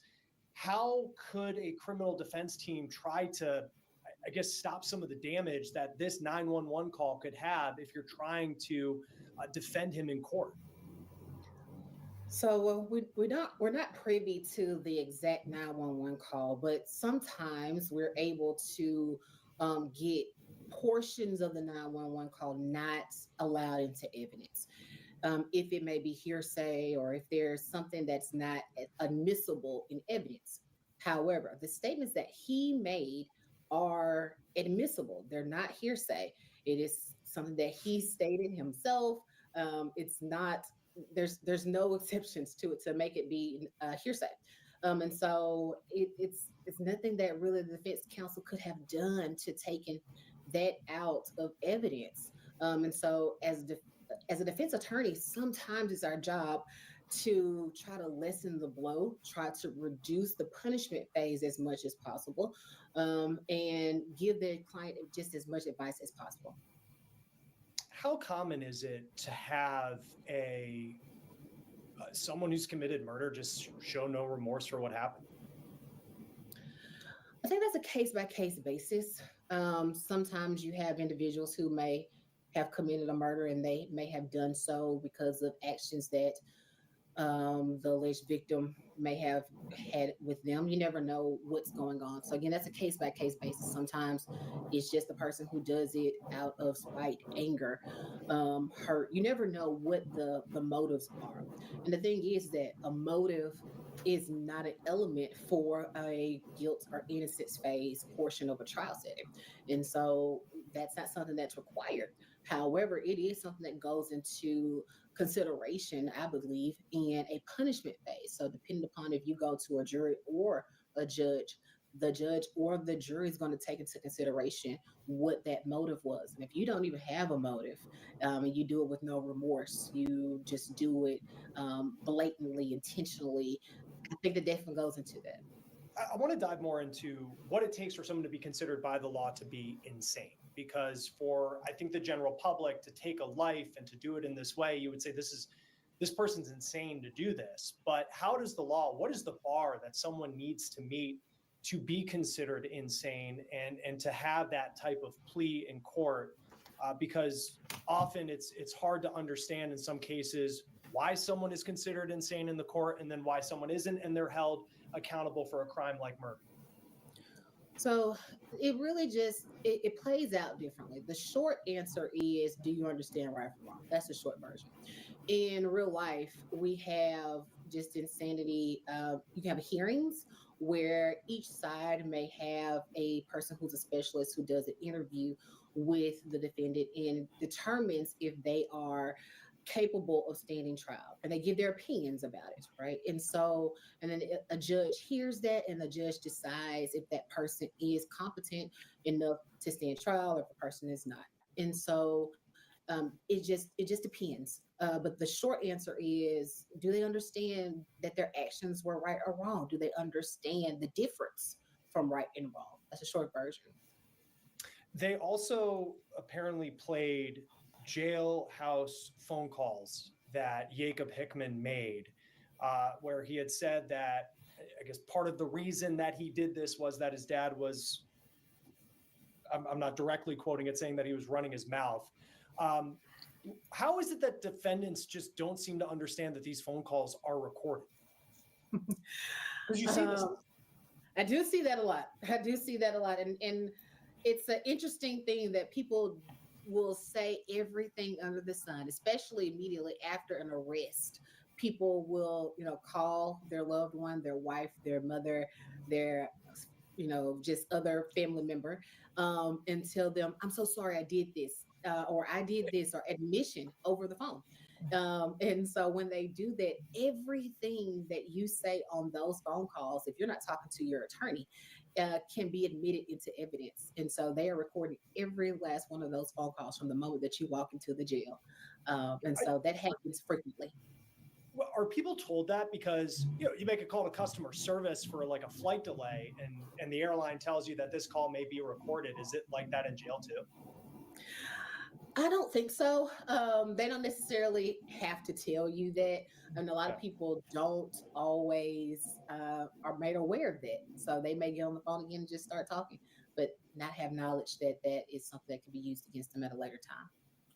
And what impact do you think those jailhouse phone calls could have had? I know we've talked about this, and look, this seemed like it was a pretty open and shut case from the 911 call.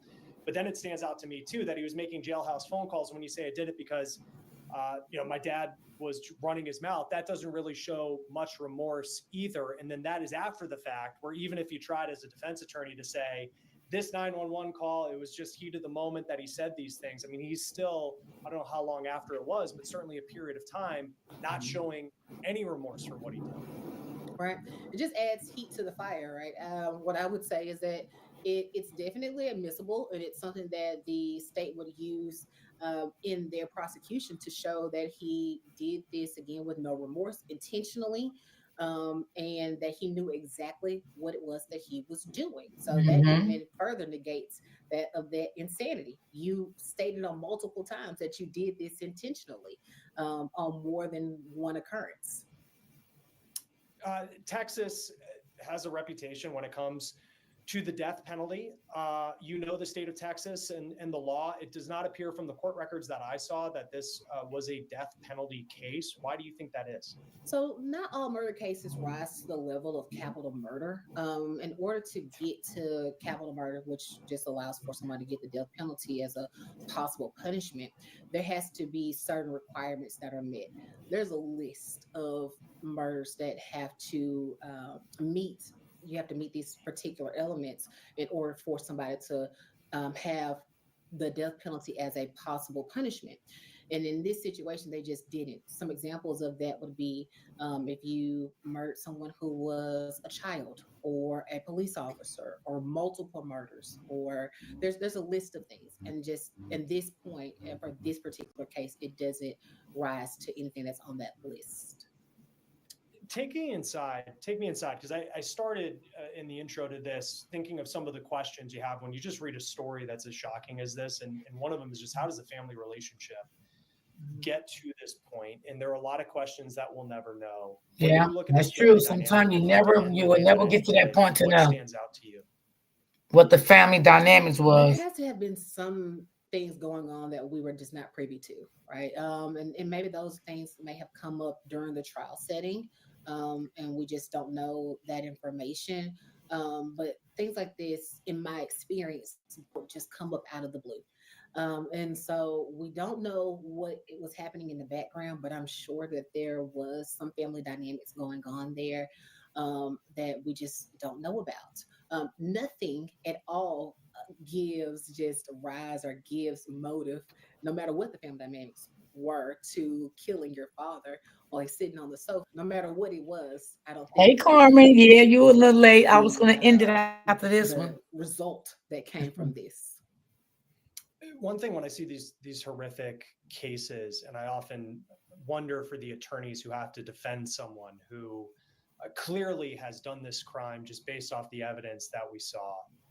Just as a person and your job as a criminal defense attorney, how do you get into the mindset of defending someone who has done something so horrific? Chris, when I was a young attorney, I asked this question to a mentor of mine, and his response has always stuck with me. And that response was, your job is to defend their rights. Every person has a constitutional right to have justice being served on their behalf. Every person has a constitutional right in order that the criminal justice system works the way that it should, and make sure that the state does their job and prove all the elements of that particular crime that they are accusing that person of. And so that's how you have to think about it. And that's in every case. So if you're talking about a capital murder case or a DWI case, no matter what it is, it's our job to make sure that we are defending their rights. No, it's really well put, because I often think about that, and it's not just in a case like this. I mean, for us at Law and Crime, I mean, every day we come across, as you know, as you've been a guest here many times, you know, we come across some really tough stories we have to talk about. And I always think for those criminal defense attorneys, that at some point, you know, when it's certainly clear cut, like in this case, just how do you do it, especially when it goes on? I mean, this case just ended last week, and it's been going on since 2022. We are trying to get the 911 audio recordings. And I'll just ask you, as you know how the state of Texas works, and I know it's just different counties and that can be different. How willing typically are district attorneys' offices to give out that type of evidence after the fact, now that the case is over? I would say not always willing to do so. And so that information normally is distributed by the police department, not necessarily the DA's office, in an open records request. And that's if, you know, the police department determines based on the open records request if that's something they can give out.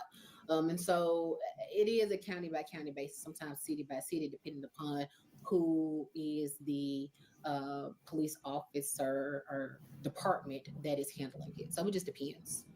What is typically the argument that you've seen, and even in cases perhaps that you've worked on, where there is that evidence that might have been played in open court, but you don't want to see it out in the public? What would be the reason behind that? Reasons why we don't want to see it out in the public? Yeah. Well, sometimes we want to make sure that the main reason, as a criminal defense attorney, you don't want to slay or taint your jury or your potential jury for your client. So if it's pretrial, right, you don't want to taint your jury. So people who are watching it on the news, one of those people can be a potential juror. And if they're taking information from the news or from any type of news outlet, social media, or news that's online or on television, then without having the scope or the perspective from defense counsel, they can take that any way that they so choose. That's why whenever people become jurors, the judge generally informs them, please do not read about this case on social media. Not even please, he tells them, do not read about this case on social media going forward, because it's at that time, it's their job to listen to the evidence that is presented in court and only use that information to make their determination for the guilt or innocence phase. And so if they're focused on things that they have seen previously through the news and they don't have the full context, then that could definitely taint that jury. Yeah, so I know I put you on the spot a little bit there with that question. As on our end, we're trying to, we always try to get as much information as we can as we cover stories like this, even difficult stories like this one. Bridget Williams, trial attorney, always great to have you on Law and Crime. Thanks for being here. Thank you for having me. 27-year-old Hickman is serving a life sentence. For Law and Crime, I'm Chris Stewart. We'll see you next time. And he need that. He need it.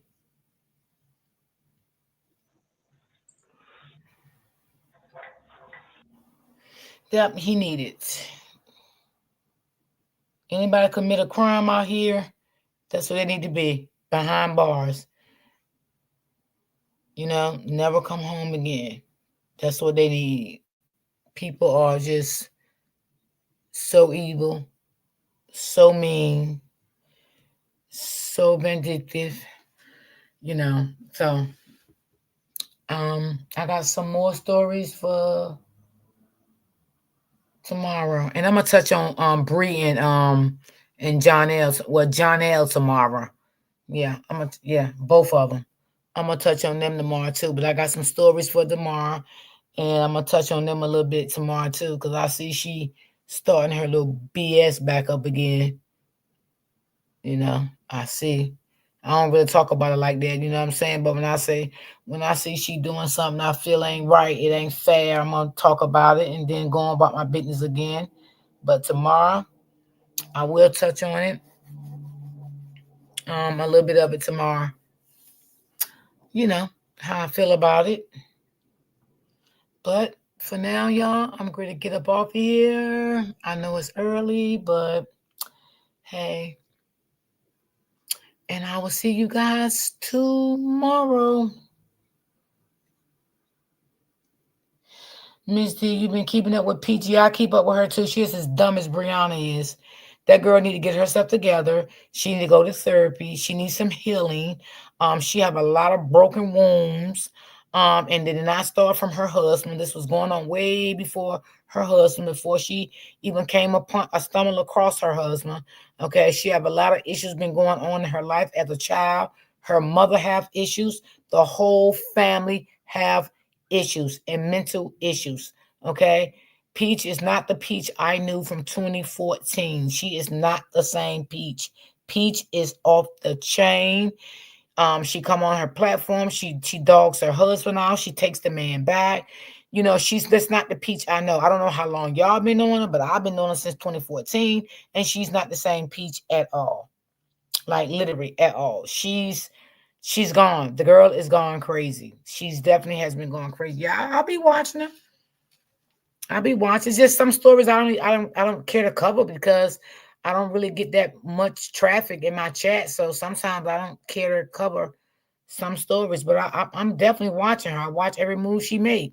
You know, she talked about her husband's mother like she's nothing, which is she shouldn't do that. Peach is out of control. I mean, I don't think she would never get back to where she used to be. I'm just being honest. I'm just being honest about it. I mean, she had a lot going on for herself, a lot. Okay, when she used to sell pocketbooks and she used to go around doing commentary on buying houses and telling people how she, you know, I was following her when she was getting food stamps, when she was living in the projects. That's how far I go back with her. How she was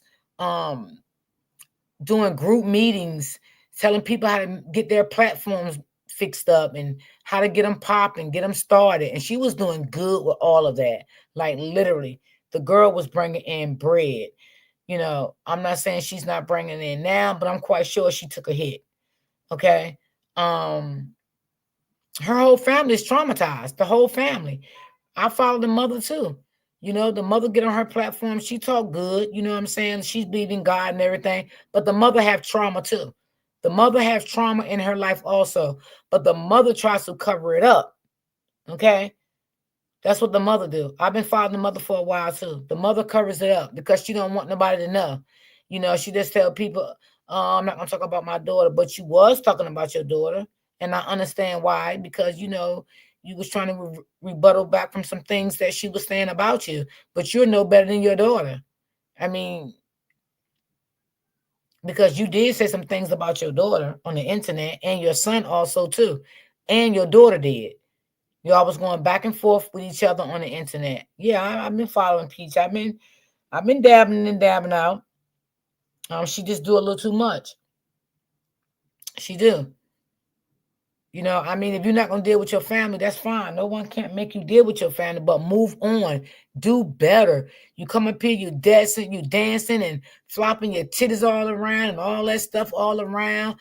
I mean, the way she does her commentary now, she never, ever did her commentary like that. Never. Okay? She always came out and gave positive commentary. Now she sits out here, she dance everywhere she goes. She just do crazy stuff now. It's like the touch that she had, she lost it. She lost it. You know, she lost everything that she had. You know, I feel like she was not ready for no more children. I feel like, you know, the ones that she had, that was enough. That was enough. She didn't need no more. And see, she always keep throwing that man out, but she need him because ain't no other man gonna want her. With all them kids, like no other man ain't gonna want Brianna with no 6 kids. Ain't no man gonna want Peach neither, with no 9. Okay, Peach don't pay her rent. She get evicted everywhere she go now. This is not the Peach that I know. Oh yeah, she's very disrespectful. Yeah, she is. The internet make people do crazy things. Absolutely. Absolutely. It seems like I just feel like her mom don't want to own up to her abuse. towards Peach when Peach was coming up. This is why all it started. So being the mom don't want to own up to it, and then the brother is there egging the mother on the mother's side, it didn't make it no better for Peach. So what it did, it made Peach come out here and just go crazy and just spill all the beans, all the family business. I feel like Pete's oldest son is taking a lot of heat. He's a content creator too, her oldest son. I follow him too. He makes money. Like that boy gets 60, 70K views on everything he does. He dropped good videos. Like he's doing great work. She did buy him his first car where I know it was his money. Right now she probably does get his money because he's underage. So he can't get it right now. And then again, he may can because he's 17. So I don't know. But I just knew, you have to be 18. So, she probably, gets the money for her son and give her son the money. But he's a great content creator. I'm going to say that. He's a great content creator. Like, he's never into no beef or anything like that. And I think one time he had asked his mom, like, why she keep having children. And mama got upset with him. I don't think you should have got upset with him. Because he asking you something, right? Like, why are you keep having children? And then your husband, he's unstable. He's mentally unstable. He's not always there, all the way there, I must say. So he can't even be the smart person say, you know what, Peach, I don't think we need no more children. I think this need to be it. Let's get yourself fixed, or maybe I should strap up. We struggling right now with the 7 we got. We don't need no more kids. Even before y'all had 7, y'all didn't need no more. I mean, it's just crazy. So, I don't understand it. Like, I mean, I don't know if she's still in that same house, because I know one time she said she was getting evicted, and if she had to stay in an Airbnb or whatever, she would. And she don't care about nobody calling CPS on her. Well, she should care, because even though you was in an Airbnb and you got a roof over your children's head and there's food there and all of that, I mean, you can keep CPS in your life because you're not stable. CPS can also stay in your life for being an unstable parent. You move from place to place, town to town with your children. That is not healthy. And that is a sign of neglect, because you can't stay in one place. You all over the place with your children. You have too many children to be all over the place with those kids. Like, you all over the place.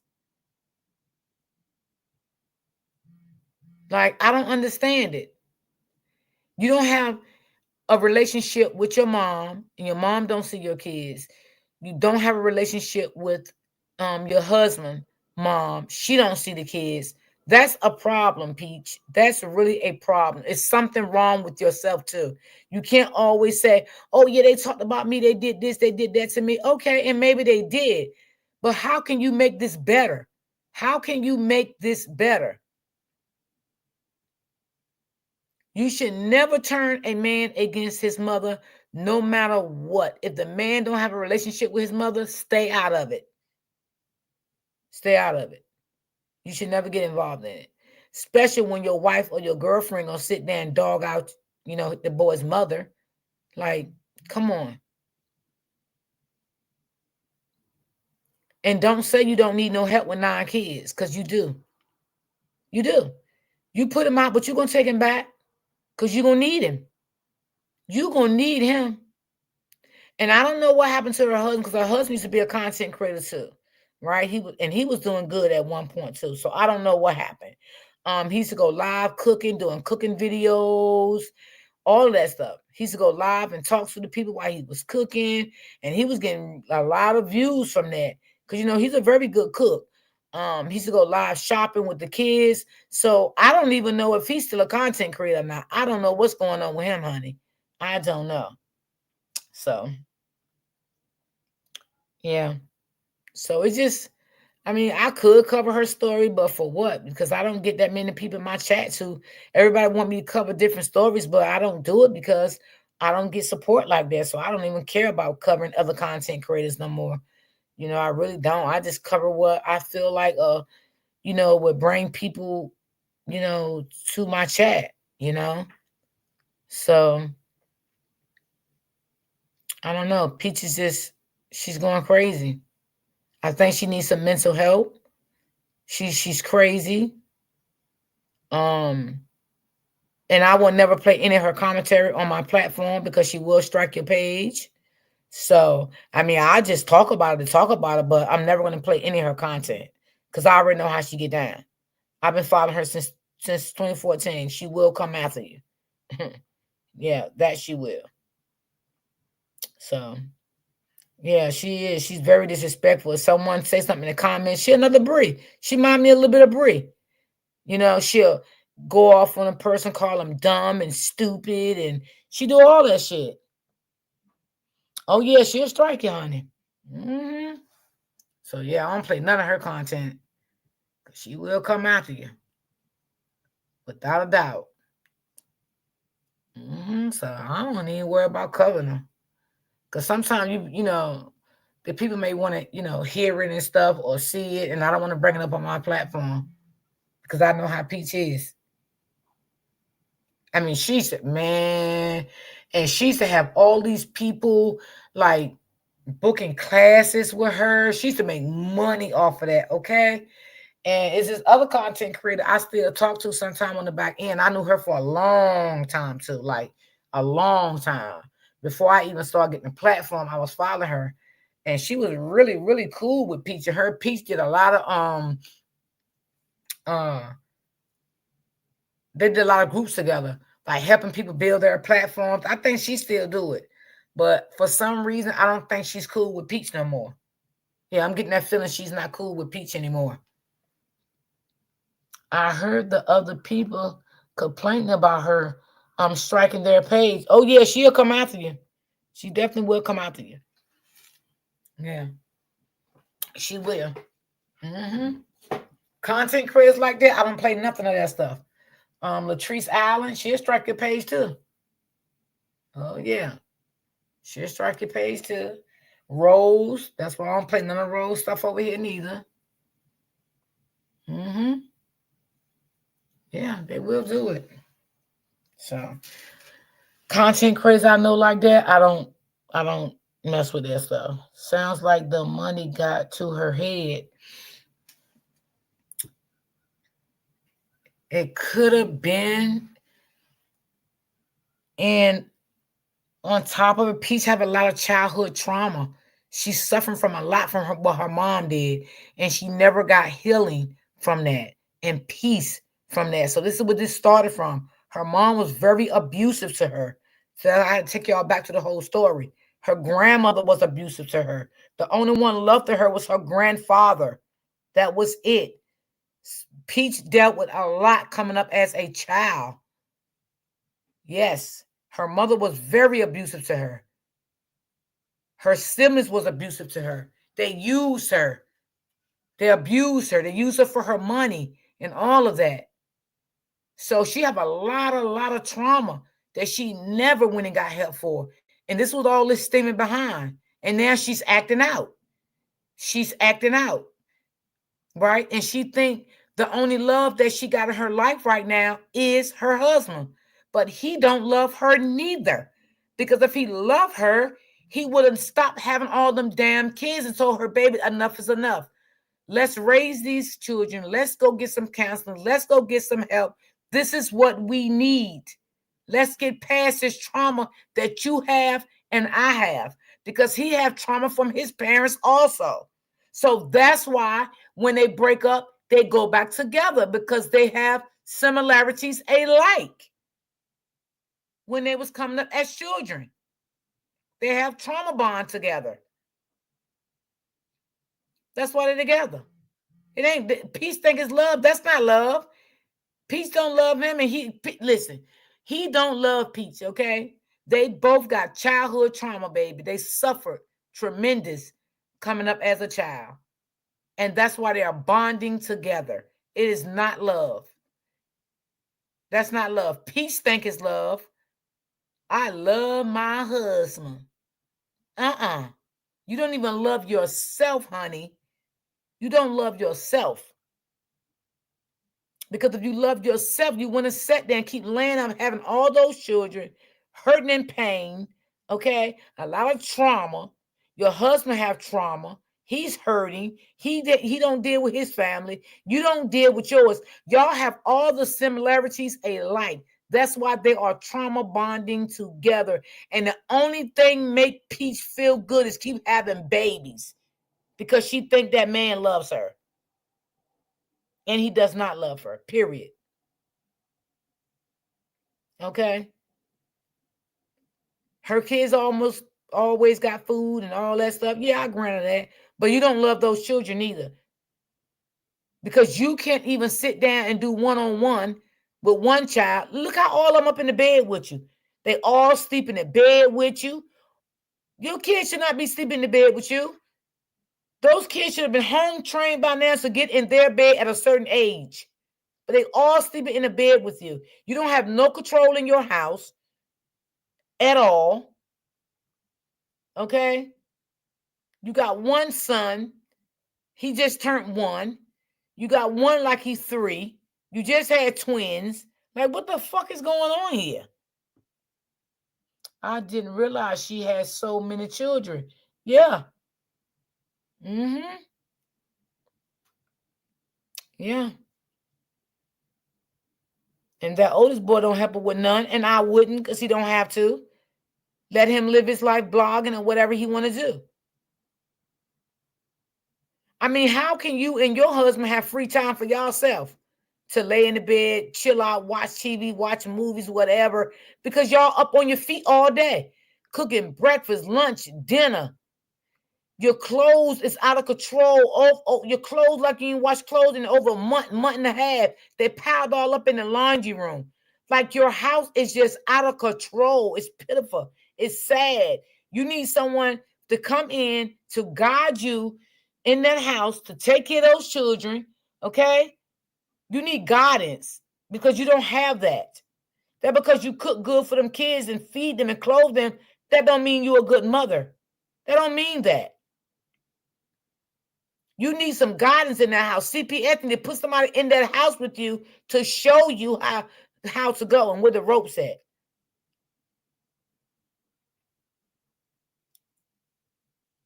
Okay? You didn't want to tell the new apartment about how many kids you had because they wouldn't have rented you that apartment because of the kids. So that's why you need to go. You should have bought a house by now. You should have been having a house of your own by now. You was just in a nice house. And I understand you moved from that house because people was calling CPS on you and everybody know where you moved. But then you went from that house to this house and didn't even put the kids on the lease because you know you needed more bed. You need about 6-7 bedrooms with 3 bathrooms. Yeah. That's what she need. That's what she need. And she need therapy. Bad. She need it bad.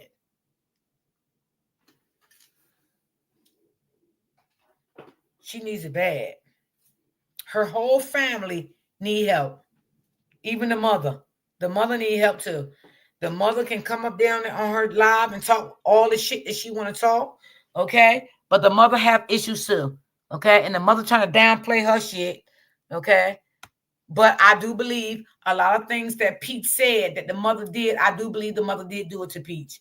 And I think what got Peach upset because the mother tried to come on her live last year and try to downplay everything that Peach said that was happening to her as a child. And that upsetted Peach.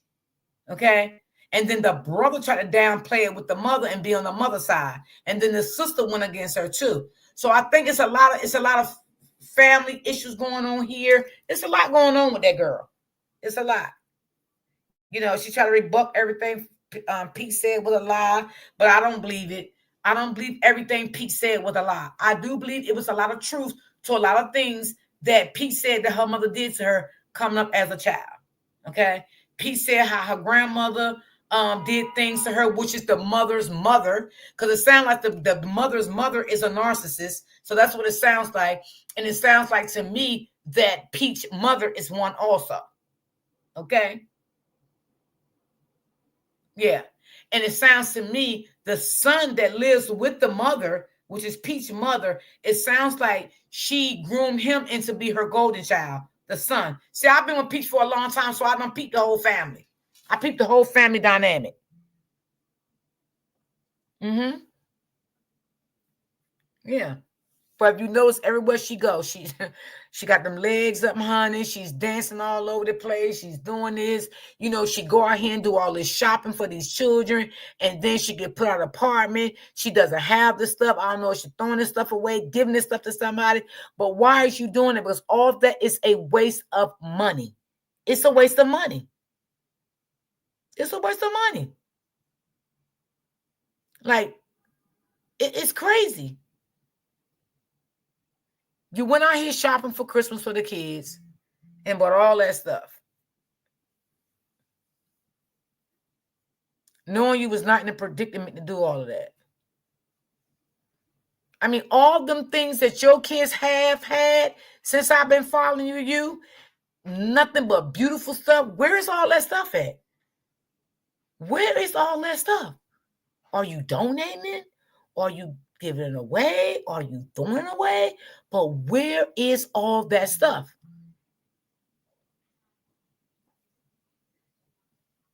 Sad. It's just it's sad, y'all. It really is. So, I mean, I don't really like. I mean, I do comment sometime on her stuff, but I don't want to say too much because she'll block you. And then what she'll do, she'll take a comment and post your comment and do a video on your comment. So the shit I really want to tell her, I just don't even say nothing. And I'm telling you, she's not the same person, y'all. I'm telling y'all, she's not. I've been following Peach for years. Peach is not the same person. I remember when she first started going through things for her husband, this before she had all these children. And this other lady I've been following for a long time too. She is a she do counseling, right? Like what I want to do, like, you know what I'm saying? So she has she was talking to Peach, gave Peach good advice. She counseled Peach and everything, because that's what she does. And matter of fact, the same girl I'm talking about, Robert have spoke to her too when he was going through shit with that devil Brianna, and she gave Robert good advice. So the girl that I'm talking about, I've been following this girl for many years. Okay, she's always do content with her and her children, but she haven't did content with her and her children now for years because she got a bigger platform, and she go to different states. She do TV shows. She's counseled people. She talk about relationships, friendships. She talk about marriages, breakups. She do all that stuff on her platform now. So that's who had counseled Peach at one point. The same lady that talked to Robert before, because I know her very well. So I don't know. Peach she was doing good. She went on a mental breakdown. I'm gonna tell you that, because that's what happened. She definitely went on a mental breakdown, and she have not recovered from that mental breakdown at all. At all. That marriage is destroyed. Okay. It would take a lot, to be honest, for Peach and her husband to get really on target with their marriage. That marriage is destroyed. Okay. It's destroyed. They had like 5-year-old children. I'm just being honest. They had like 5-year-old kids. So, I mean, it ain't much to talk about with her. To be honest, it ain't much to talk about with her, because I done summed it up already. The whole family sick.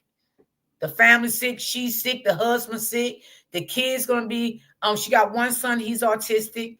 The rest of the kids going to have some issues because they're growing up in an abusive family. Okay, that family is abusive, meaning Peach and the husband is abusive to each other. The kids is seeing it each and every day. They're seeing it. Okay, they're seeing it. Okay, so it ain't much to really talk about when it comes to her. I can talk about it all and sum it up in one time. They need counseling. They need help. They broken. Their family is broken. Even the kids need counseling. Okay, she think because her kids is clean and she buy them food and she cook, the family's okay. No, that family is broken. Okay, that's it. So it's a very broken family. Yeah, they're toxic. Very toxic family. Yeah. So, like I said, I can sum them up all in one day. and look, I ain't even got to play her goddamn video to sum my ass up. Because I see it. Okay? The grandmother. Oh, Lord, I think her grandmother deceased, I think. Oh, Lord, yeah, I think so. I'm not sure. And if so, God forgive me. Because y'all know I don't do that. But anyway, you know, she said how the grandmother treated her. She said the only one loved her was her grandfather.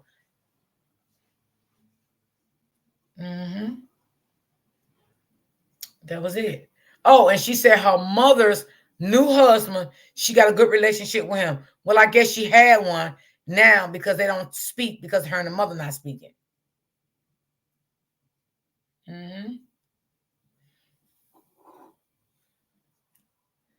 I mean, and she even hated her father. Peach could not stand her father. When her father passed away, I don't know if y'all remember, she hated her father so bad, baby. They was doing commentary off her like crazy, honey. She was saying how she hated her father. She was glad he was gone. All the other siblings from the father's side by different women came after Peach. They wanted to fight Peach. Everything, honey. Oh, baby, it was terrible. It was terrible, baby. Oh, baby. It was terrible. And Pete's mother didn't like that and all that. It was a big mess. That family is toxic. The family is toxic.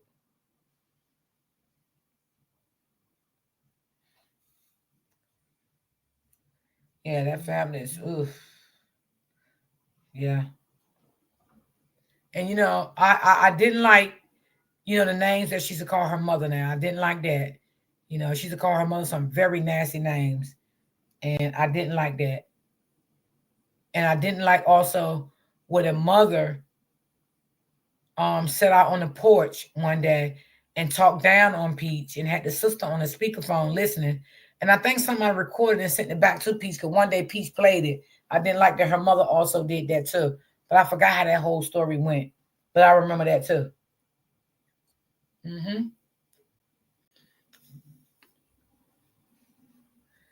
So, like I said, I can sum her up. It ain't easy to sum her up, you know.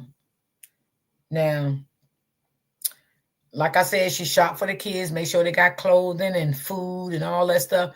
But what about their stay? They be, you know, they moving from place to place. You keep getting evicted because you want to go out here. That's why I say you don't love yourself and you don't love your children, because that's because you take care of your kids and buying them food and clothes. That don't make you love them. Because if you love your children, why would you go out here and gamble up all your money and didn't pay your rent and gave these people a chance to know where you live at?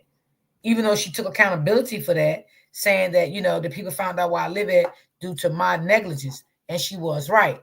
Okay, but if you know you got addiction on gambling, you can get help for that. So if you loved your children like you say you loved your children, you would have went and got help for that addiction that you had with the casino to make you a better person, a better mother, and teach you how to save money. That could have been worked on also with counseling. So when you do things, when a mother do things and say they love their children, no, that you don't. Because if you did, you wouldn't do the things that you are doing. Because what you're doing, when you do wrong things, who does it affect? It affects the children. It doesn't affect the mother, it affects the children. Because look at you, now you got to move here again, pack up everything and move here. Then you got to pack up again and move here. You got to pack up again and move here. You are affecting those children because they're not stable. Okay? Then what you got to do? You got to start throwing away the kids' toys and all that stuff you done bought them. You're affecting them by getting rid of the things that you bought them. That's affecting those children. Everything you do that's not right as a mother, you affect your children. You might not think you're affecting your children, but you are. Because you are the parent. These kids have no control over shopping for themselves, cooking for themselves, going to school by themselves. None of that stuff. Paying the rent, paying the other bills. They don't have no access over that stuff. So you are being negligent towards your children.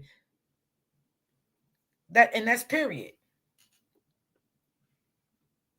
You know, so maybe she just needs somebody to sit down and talk to her. But she's so brick-headed. Peach is very brick-headed. I don't think she would listen. She likes to have word for word. She loves to fight. She's very angry. She's very toxic. She likes to have the last word. She likes to hit you first. She have a lot of anger issues. Lot of anger issues. All of this stuff she's doing is steam. Everything that she went through in her past childhood, Peach, now what is happening is affecting her livelihood now. That's what it's doing. It's affecting her livelihood now, and she don't see that.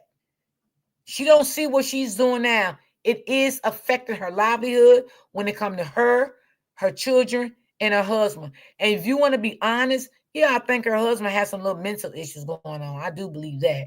And I also believe that she's more toxic to the husband than the husband is toxic to her. But I believe they are both toxic, and I believe they are both steaming behind childhood trauma. So, yeah. It's a lot, y'all. That's why I said don't take me much to it don't take me much to steam up behind Peach, baby.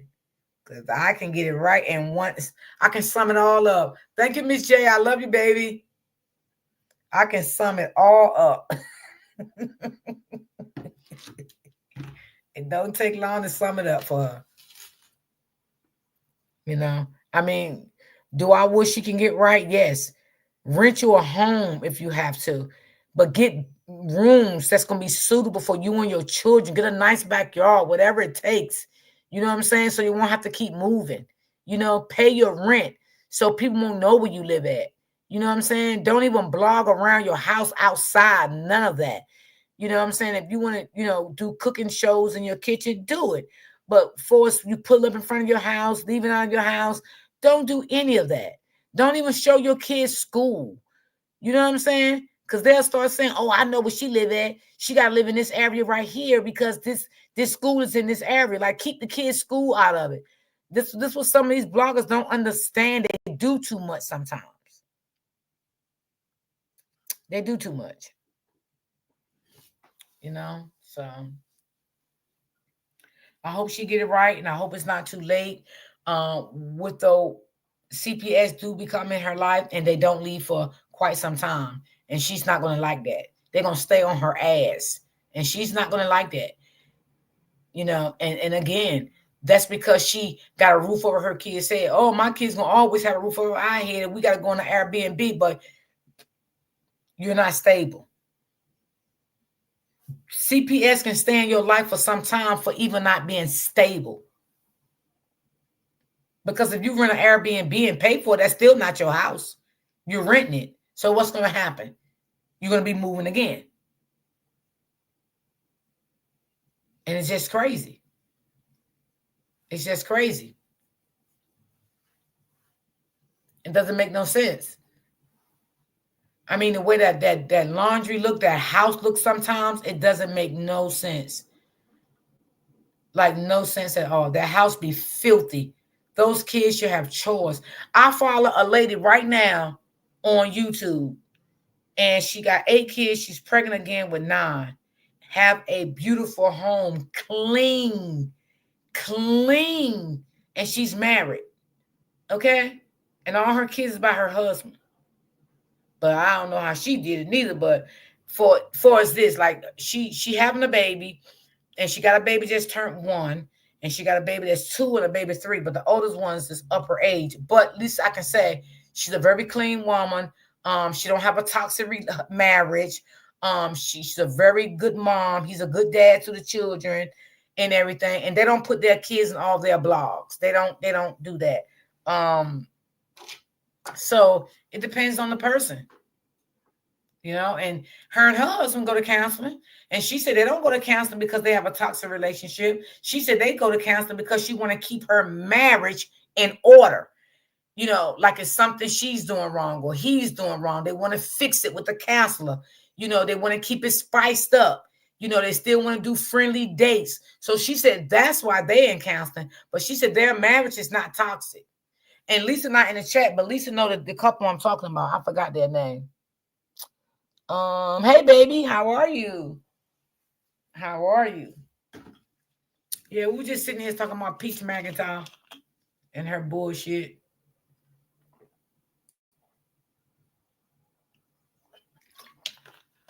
Because Peach is toxic. She's very toxic. She needs a lot of healing. And normally, when you find content creators like Peach, Rose, and Brianna, their outlet is the internet. That's their outlet because they need validation. I noticed that from Peach. I noticed that from Brianna. And I noticed that from Rose. Their outlet is the internet. They don't know how to go and get the help that they need behind closed doors. Okay? Because the outlet, the internet is their outlet. And I look at all three of them, toxic, narcissists, and they have trauma. All three of them. Brianna, Battle, Peach McIntyre, and Rose. All three of them. I look at all three of them as narcissistic women. All three of them, period. You are not talking about the curly. I think that could be them, Carmen. It could be them. They are another awesome family that, yes, I think that's them, Carmen. Yeah. I love the way they do their commentary. Oh my God, because I follow them on Instagram too. They're a very nice family, you know.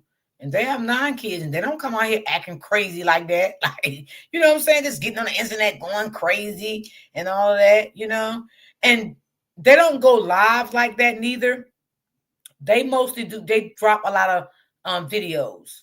They drop a lot of videos, you know, because, you know, to be honest with you, y'all, you make more money off blogging than you do lives. And I'm just going to be honest. You make more money, you know. Now, a lot of content creators, they'll come live every once in a blue moon to talk to their people, but they mostly blogs because they make more money off blogging. That's why Peach do a lot of blogging. But she do crazy shit when she do it.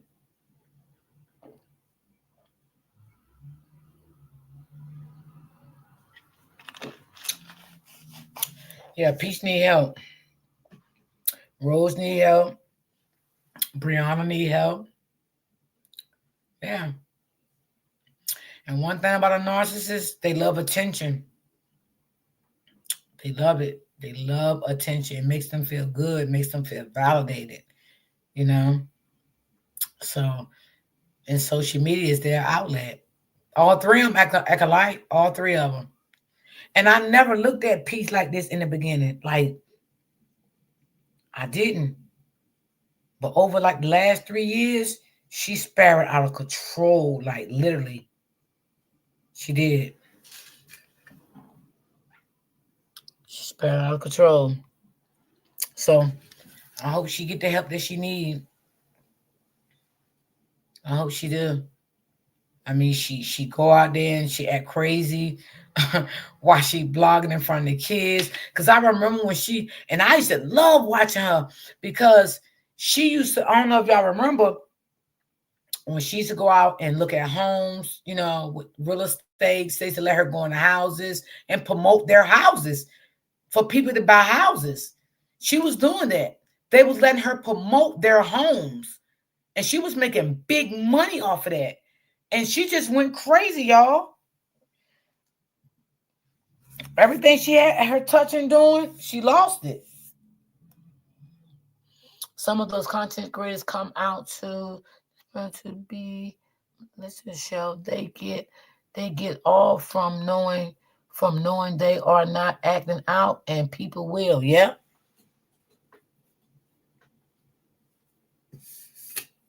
And not knowing their kids gonna see all this stuff one day. Yeah. And if you got decent kids, they're gonna be like, oh my God, look at my mother. She's so embarrassing. But if you got toxic ass kids like the mother, and the mother sets them up to say mean things and evil things about people, they won't look at their mama like that. Because I heard about what Brianna had did. Put one of her sons up there and was saying something about Queen Step. Now, I think that was disrespectful, because at the end of the day, he's a damn child. He should stay in a damn child's place. I don't give a fuck if he's 13, 14, he's still a damn child. Queen Step is a grown adult woman, no matter what she said about Brie. Okay, he's still a child. And that's the same shit that Rose did. Rose brought her kids up on the public platform and had her sons to curse out those content creators. Okay? Now, and I respect Queen Step that she was the type of person that she don't, curse children out, because you got some content creators out here don't give a damn about you being a child. They'll come at your ass the same way you come at them. So Brianna should be glad that Queen Step is not that type of person. You know what I'm saying? But what I will say, everybody's not the same. So you need to be careful who you mess with. Okay? Because you could have did it to another content creator, came out here, called your son all type of names, and then what you would have said, you'd have been upset, oh, she's cursed out a kid, but you bring your kid out here to say something to this grown woman. See, people don't understand. It's not what you do, it's how you do it. And it's always the principle of whatever you do. It's always the principle of how you do things. Okay?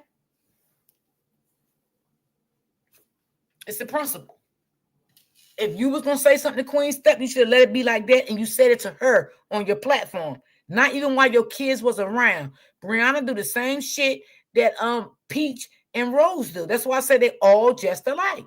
They sit there, they say things around the kids about other adults or other content creators, and then she gonna say, oh, I know every time they talk about me, they get wet. That's something you should have never, ever said around your child. A boy? That shows where your dignity, your respect was for your son. What type of mother you was to say that around your son?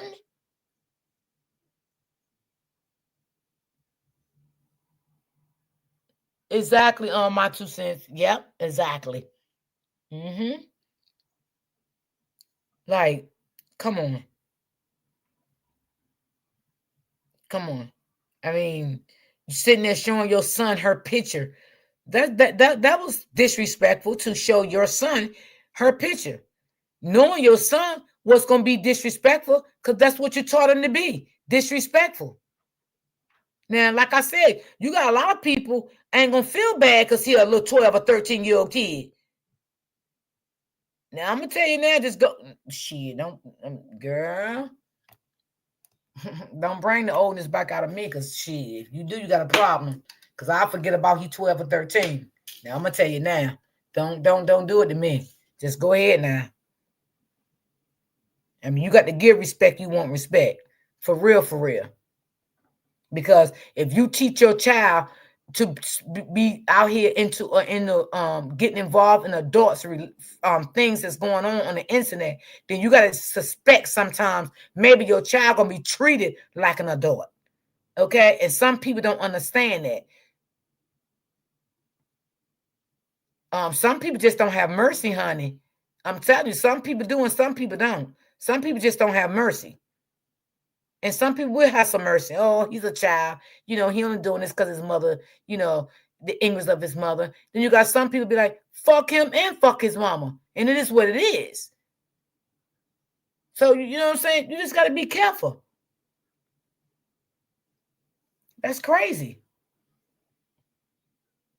She is sick. Miss J, yes. Because Miss J, I know when I get mad, I can go all the way in. Okay, Lord Jesus. Oh. And honey, she sits over there and talks to them people. Let me tell you something. When Brianna do shit, she's talking to her supporters too, but they don't really see that. You know, they're not gonna see that. They think, you know, and she always talking about, so they talk about me every day. Not me. I know you ain't talking about Miko because I've been stopped talking about you since December. I haven't said nothing about you since December, I think. Yeah, I think since like December. Yeah. Well, she is disrespectful. The children will follow in her footsteps. Absolutely. Absolutely. And that's what I was just saying, Miss Cherry. You got adults out here wouldn't give a damn. They wouldn't care about her son being 12 and 13. They will curse his ass out like a grown adult. And then you got some adults out here that's respectfully, they won't do that. So that's what I'm saying. Don't put your child out here to get disrespected by a grown person. And then you're going to have people saying, oh, that's crazy. You see how such and such disrespected Brianna's daughter, Brianna's son? But Brianna put him out here like that. You can't do that. If you don't want your child to be look, baby, this is 2025. Okay, this ain't 1997 no more. This is 2025. You got some people ain't playing. For real. And it ain't that you know, a lot of people are, oh, they talking about their child, they don't got no respect. No, it ain't that they ain't got no respect all the time. I ain't gonna say that. It's just that you get what you dish out. Respectfully. You dish it out, I'm gonna give it back. Blood raw. That's how some people think. Everybody think different. Everybody do things different. And like I said, Queen Step was a woman about it. She said, I'm not gonna talk about her son, but I'm gonna ride her ass.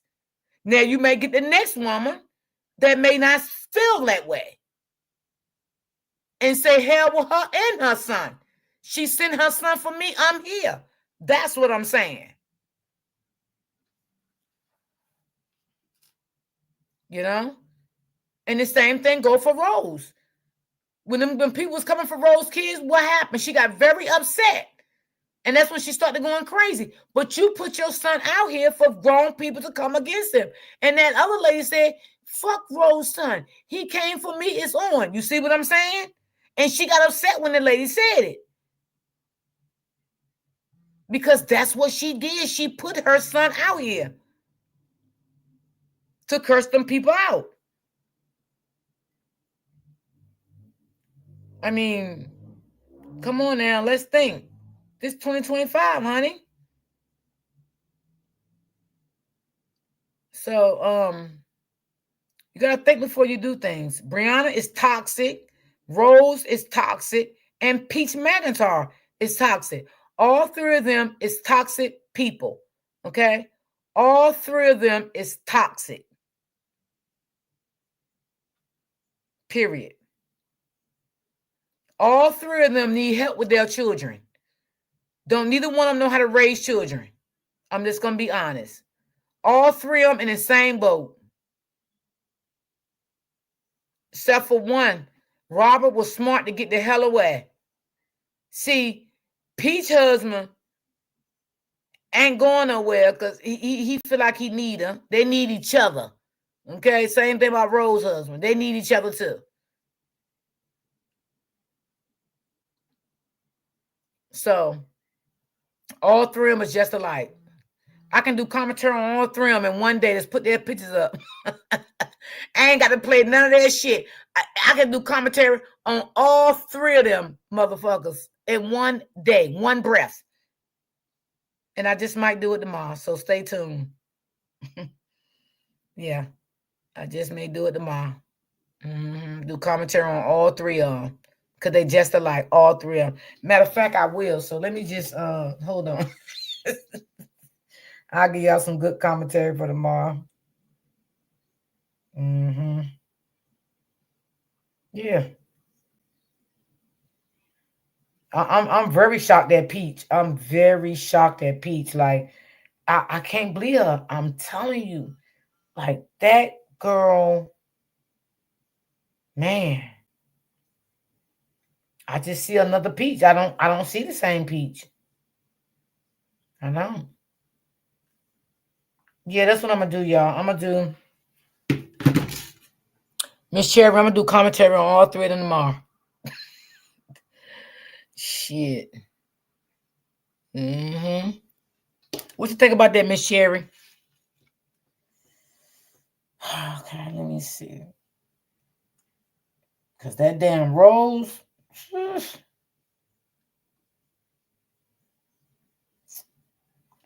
me see.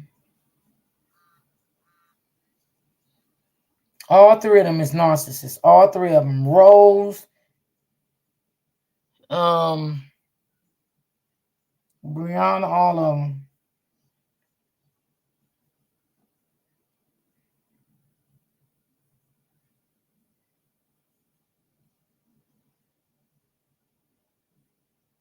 Yep.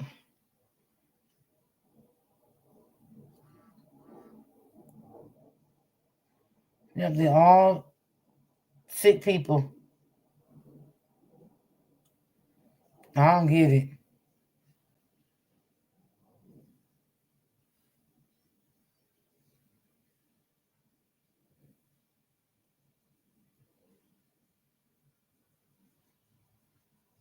Rose still got a house, a big house like that, no furniture in it.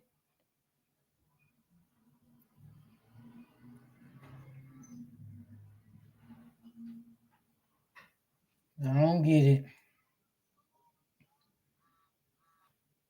So,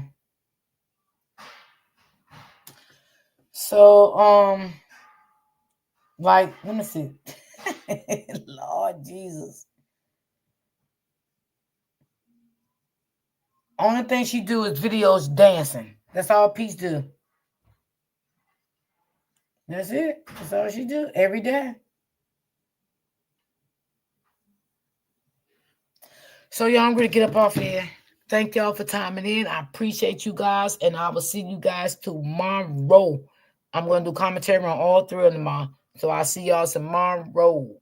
Peace and love. Thanks, everyone, for timing in. I appreciate y'all. Auntie J, thank you for the coffees, baby. Love you. Thank you, thank you, thank you. Miss Bridget, thank you for the coffees, too. I love you, too. So, that's going to be a good live. Yep, I'm going to get it ready for tomorrow night. That's why I said let me get off. Yeah, I'm going to do all three of them tomorrow. All three narcissists. That's what they is. Auntie Terry, stop making me laugh. Oh, Lordy. Lordy, Lordy, Lordy, Lordy. Ooh. Okay, Auntie Cherry, I'll talk to you in the back end.